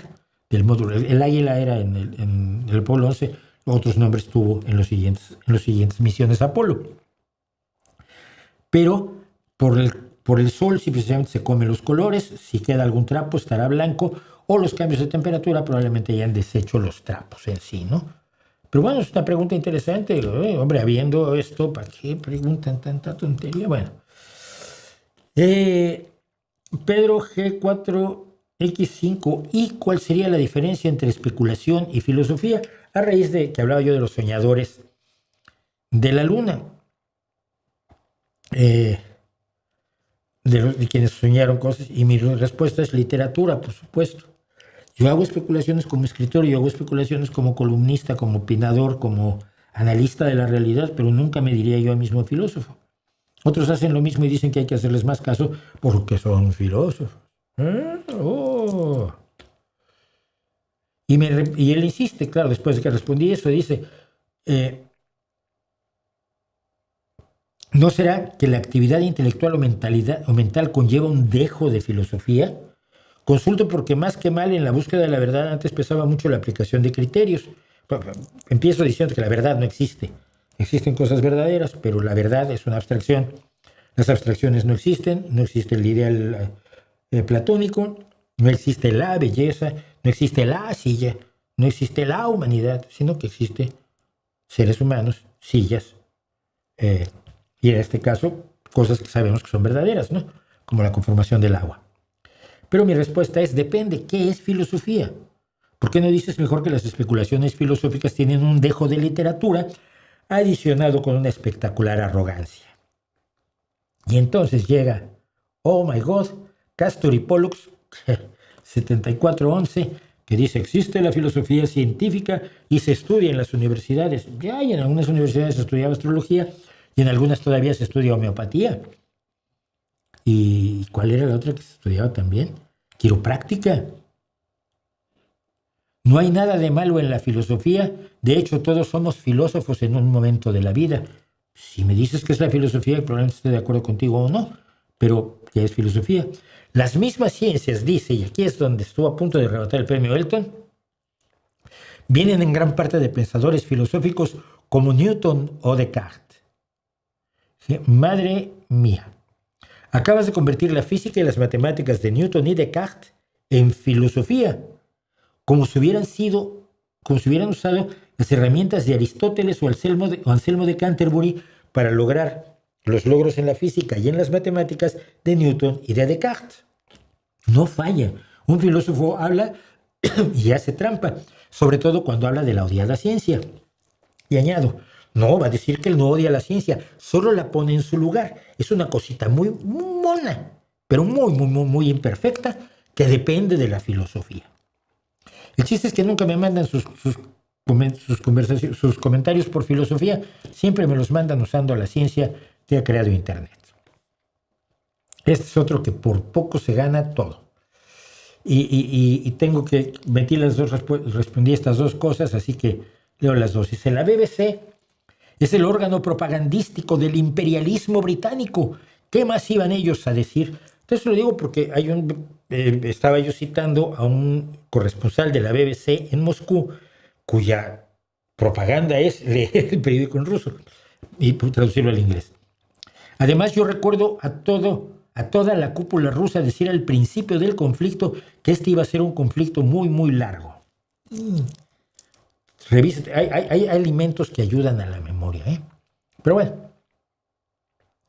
inmediatamente después, Christian Ward, por si las dudas, 1649, dice, Putin jamás habló de tiempos. Fue la prensa propagandista quien alimentó esa idea a sabiendas de que esa guerra sería larga y de desgaste en contra de Rusia. Pero les está saliendo al revés. Dios mío, en el tiempo en que Putin no ha logrado avanzar en Ucrania, Stalin fue invadido, respondió y llegó a tomar Berlín. 4 años. Pero digo, bueno, respondiéndole sobre todo a Abraham Luna primero. El imperialismo británico. Lo recuerdo desde 1990, invadiendo Moldavia, Chechenia, Dagestán, Georgia, Siria, Ucrania. No será el imperialismo ruso, ¿no? ¿Qué dicen? ¿Qué van a decir los de la BBC? Leer los diarios rusos y traducirlos, mira qué cabronazos. Y respondiéndole a Christian Ward, Putin le dijo al delegado europeo José Manuel Barroso que podía tomar Kiev en 2 semanas. Y esto lo dijo no en 2022 cuando ya se puso a tomarlos, no en 2021 cuando escribió su famoso ensayo sobre por qué Ucrania le pertenecía a Rusia. Se lo dijo en 2014 y se publicó el 2 de septiembre de 2014. Putin afirma que las fuerzas rusas podrían conquistar la capital de Ucrania en 2 semanas. Y así se lo dijo a José Manuel Barroso, que lo podrían hacer sus fuerzas si él les ordenara hacerlo. Unos años después ordenó hacerlo y ahí sigue. Y finalmente, y esto me resultó enormemente importante. Oye, me dice Pasquale Paoli, que no se llama así lógicamente, hablando de política como marxista, quiero que me soluciones una pregunta que me hago hace mucho tiempo. ¿Por qué si el capitalismo es tan malo y tiene crisis y abusos, sigue existiendo y es mayoría? Es algo que no entiendo, creo que eres de los únicos que pueden dar una respuesta buena y te agradezco, Pasquale. Mira, yo diría que esto se debe primero a que el capitalismo, además de crisis y abusos, explotación, la capacidad de una ambición desmedida y otros enormes defectos, que los capitalistas suelen negar, por cierto, tiene una serie de ventajas que hasta hoy no hemos sabido generar fuera del sistema de la propiedad privada de los medios de producción. Es decir, tiene capacidad de innovación, de productividad, de ahorro, de una serie de cosas que funcionan en la propiedad privada y que no funcionan en la propiedad social de los medios de producción. No hemos sabido hacer que funcionen. Bueno. En segundo lugar, la crítica al capitalismo se da en los espacios de la revolución industrial, la primera crítica al capitalismo, en plena transición agrícola e industrial, cuando los capitalistas eran empresarios educados en un mundo de matar o morir, con escasa motivación para la empatía con personas que no fueran de su clase. Las industrias del siglo XIX eran verdaderos horrores para el trabajador. Y la reacción de los socialistas desde Owen y Saint-Simon a Marx, que es un socialista de segunda generación, es perfectamente comprensible e incluso defendible. Mira, cuando tú eras obrero y el capataz te podía dar una paliza, te podía dejar frito a golpes por no hacer tu trabajo como debías o como te ordenaban, reclamar el derecho de romperle los dientes al capataz y al patrón que le manda al capataz a pegarte es lo más normal. Así estaba funcionando el mundo industrial en el siglo XIX. Tenemos que tener dimensión histórica. La sociedad y el capitalismo avanzaron, sin embargo. Las luchas de los trabajadores cambiaron las cosas. Derechos, horarios, todo. Y se hacían necesarios nuevos enfoques para una realidad cambiante. El problema es que los marxistas, que son muy dados al dogma y a la doctrina, no han querido ver este cambio. Siempre tratan de encajar las nuevas realidades sociales, económicas, políticas en el marco teórico de su cosmovisión, limitada por Marx y sus intérpretes. Están convencidos de que todo lo que hay que saber sobre economía, sociedad y política lo sabía un filósofo que murió en 1883. Así que su imagen del capitalista, no un industrial individual, gordo, de sombrero de copa, cadena de oro, fumando puro y con polainas, se convierte en una caricatura que no es aplicable a la actualidad, ni siquiera para los peores capitalistas como son los promotores del tecnofascismo. No son como los capitalistas a los que se enfrentaba Marx o a los que criticaba Marx. Y sobre todo, los intentos por conseguir las ventajas del capitalismo desde una propiedad social concentrada en el Estado, sin los defectos del capitalismo, resultaron desastrosos. Ya fuera en la Unión Soviética o en todos sus satélites o en China. En muy resumidas cuentas, y por favor no me critiquen si no hago un tratado completo ahora, muchos defectos del capitalismo que criticaban los socialistas y que criticaban desde Owen y Saint-Simon hasta Marx, resultaron ser defectos humanos. Las cúpulas comunistas se mostraron tan ambiciosas, avariciosas y desinteresadas por las mayorías como el acerero Richard Arkwright o el empresario textil William Radcliffe, que son los grandes ejemplos de las bestias industriales de la revolución. Además, las cúpulas comunistas se mostraron corruptas, represoras, violentas y enormemente conservadoras. Así que nos encontramos con que si quieres innovación, productividad, originalidad y motivación y ahorro, la única forma que conocemos hoy es el capitalismo. Ojalá haya otras. Yo invito a todo el mundo a que invente otras. Pero si al mismo tiempo quieres también derechos, vida digna para el trabajador, libertad, democracia, condiciones de trabajo cada vez mejores, sueldos remuneradores, pensiones y vacaciones pagadas, y todo eso, necesitas un gobierno comprometido primero que nada con las mayorías más desfavorecidas. Es lo que pretende la socialdemocracia, pero pues sin romperlo todo, claro. Y allí es a donde nos encontramos en este momento. Y con eso y nada más terminamos este día. Tengo la garganta como... Tengo una tos rara, pero... Bueno, ¿qué me dice? Juan, el Encina es renacentista, no es medieval, pero temprano renacentista, ¿no? Aclaré que era del Encina, pero... porque el renacentismo temprano tampoco es... Juan de la Encina, 1468-1529, no, hombre. Estrictamente renacentista, pero musicalmente pertenece todavía a la tradición medieval, y el cancionero de Palacio, a mis oídos, que he oído kilos de música medieval profana de la segunda mitad del medievo, es decir, del Ars Nova, pertenece a la misma tradición musical, no es por nada. ¿Qué te parece la versión de Have You Ever Seen the Rain de Juan Gabriel? No la conozco, afortunadamente. Ay, qué bueno que no la oí nunca. Me tranquiliza mucho. ¿Te enteraste de la prohibición de derechos de diseño que acaba de implantar Fender Guitars contra todas las fábricas que hacen guitarras similares a la Stratocaster? ¿Qué te parece? Bobo. Bobo, porque mira, casi todos los que tienen una Strat, primero compraron una copia de la Strat. Yo siempre, toda mi vida, quise tener una Gibson Les Paul. Lo primero que compré, y lo único que tengo, es esta imitación, copia descarada de la Gibson Les Paul. Nunca tuve dinero para comprar una Gibson Les Paul, ni soy tan buen guitarrista como para merecerme una. Pero creo que la existencia de las imitaciones eran la mejor publicidad para la guitarra de verdad. La Strat, la Tele, la Les Paul, la Flying V. Me parece una tontería, pero bueno, no sé si Fender ha dejado de ser de los herederos de Fender y es de otra de estas sociedades accionarias más deshumanizadas que cualquier patrón, de los malos que yo mencioné, por cierto. ¿Podrías recomendar algunas bandas de rock irlandesas? Pues difícilmente, pues me voy a quedar en Cranberries, ¿no? A ver, déjame buscar bandas de rock irlandesas y te digo cuáles he oído. porque de Irlanda lo que más oigo yo es folk punk.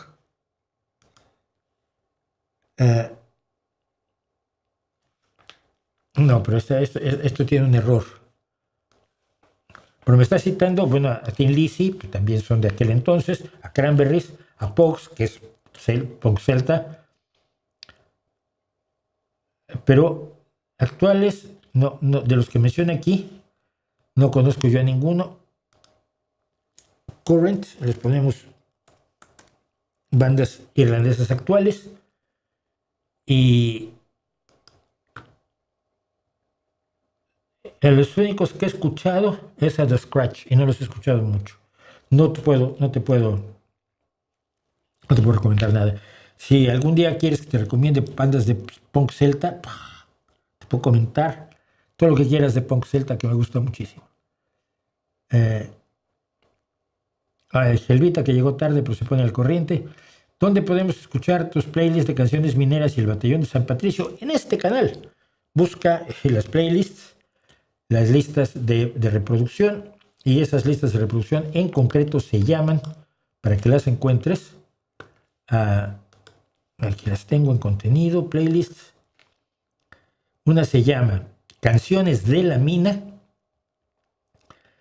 y la otra se llama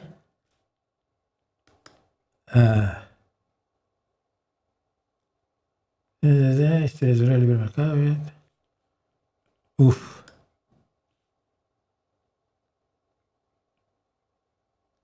No la encuentro.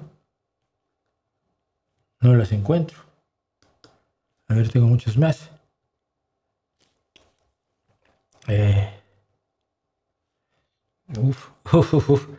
Batallón de San Patricio. Aquí está. Una se llama Batallón de San Patricio. Directamente buscas playlist, Batallón, lista de reproducción, Batallón de San Patricio. Y en la otra buscas pues Canciones de la Mina. Y allí vas a escuchar las dos.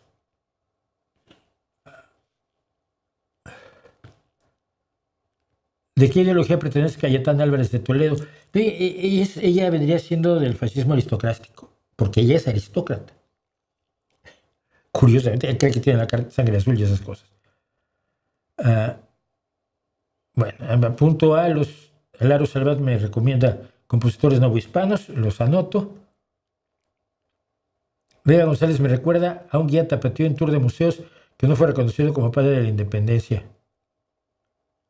No sé a qué te refieres. ¿Podrías traer a Hugo García Michelo, a Rick Beato al canal para una charla sobre rock? No conozco a Hugo. Como digo, lo sigo en YouTube, a veces le comento sus cosas, pero no lo conozco.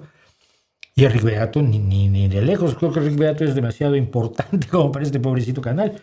Que no lo es un europarlamentario, ya lo sé, pero bueno, yo dependo de la gente a la que conozco.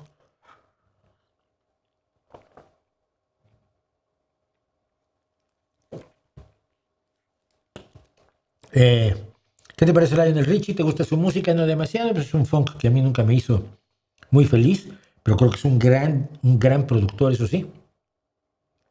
Y además sin él Messi no tendría nombre, entonces por lo tanto Lionel Richie es maravilloso, porque Lionel Messi se llama Lionel Messi porque su padre era fan de Lionel Richie. Y dice, el software musical sustituirá a los músicos, ya se logran sonidos casi iguales a un saxo o un violín. Se pueden lograr sonidos idénticos. Se pueden componer canciones y letras.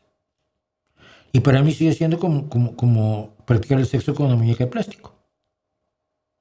Porque no tiene la característica fundamental que me interesa a mí. Las emociones humanas.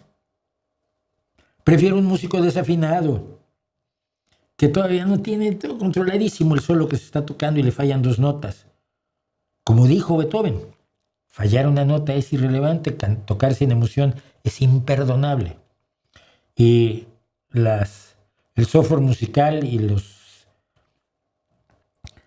todas las simulaciones que puedes hacer, ya sea con una caja de ritmos de hace 30 años o con la inteligencia artificial más avanzada y con Suno y demás, va a carecer de eso. ¿Qué es lo que le da valor a la música? La música no son notas, no son acordes, no son tiempos.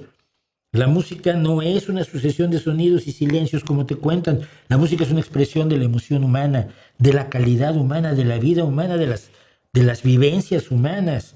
No puede escribir una canción, una inteligencia artificial que no ha sentido amor, tristeza, la furia de que chismorreen sobre ella como la siente Jack White al escribir Seven Nation Army. Que no siente el amor a su perro para escribir Martha My Dear como escribió Paul McCartney a su perra. Que no siente. Eso no es música. La música es una expresión artística de un ser humano o de un grupo de seres humanos. Entonces, mira, me da igual. La banda Sprints de Garage Punk está recomendando, por cierto, a Antonio Grael. Gracias a Walter Sandoval por el super chat. Y ya, con esto creo que estamos donde estamos. ¿Cuál podríamos decir que es el mejor guitarrista de blues? Para mi gusto, y después de haberlo oído durante muchísimos años, Buddy Guy. Creo que Buddy Guy es el mejor. Está Albert King, por favor, está Albert King. Es que ahora inmediatamente piensas en uno y te sale otro y te dice. Albert King además era raro porque usaba una Flying V para tocar blues. B.B. King no era muy técnico, pero la emoción que le ponía a su trabajo.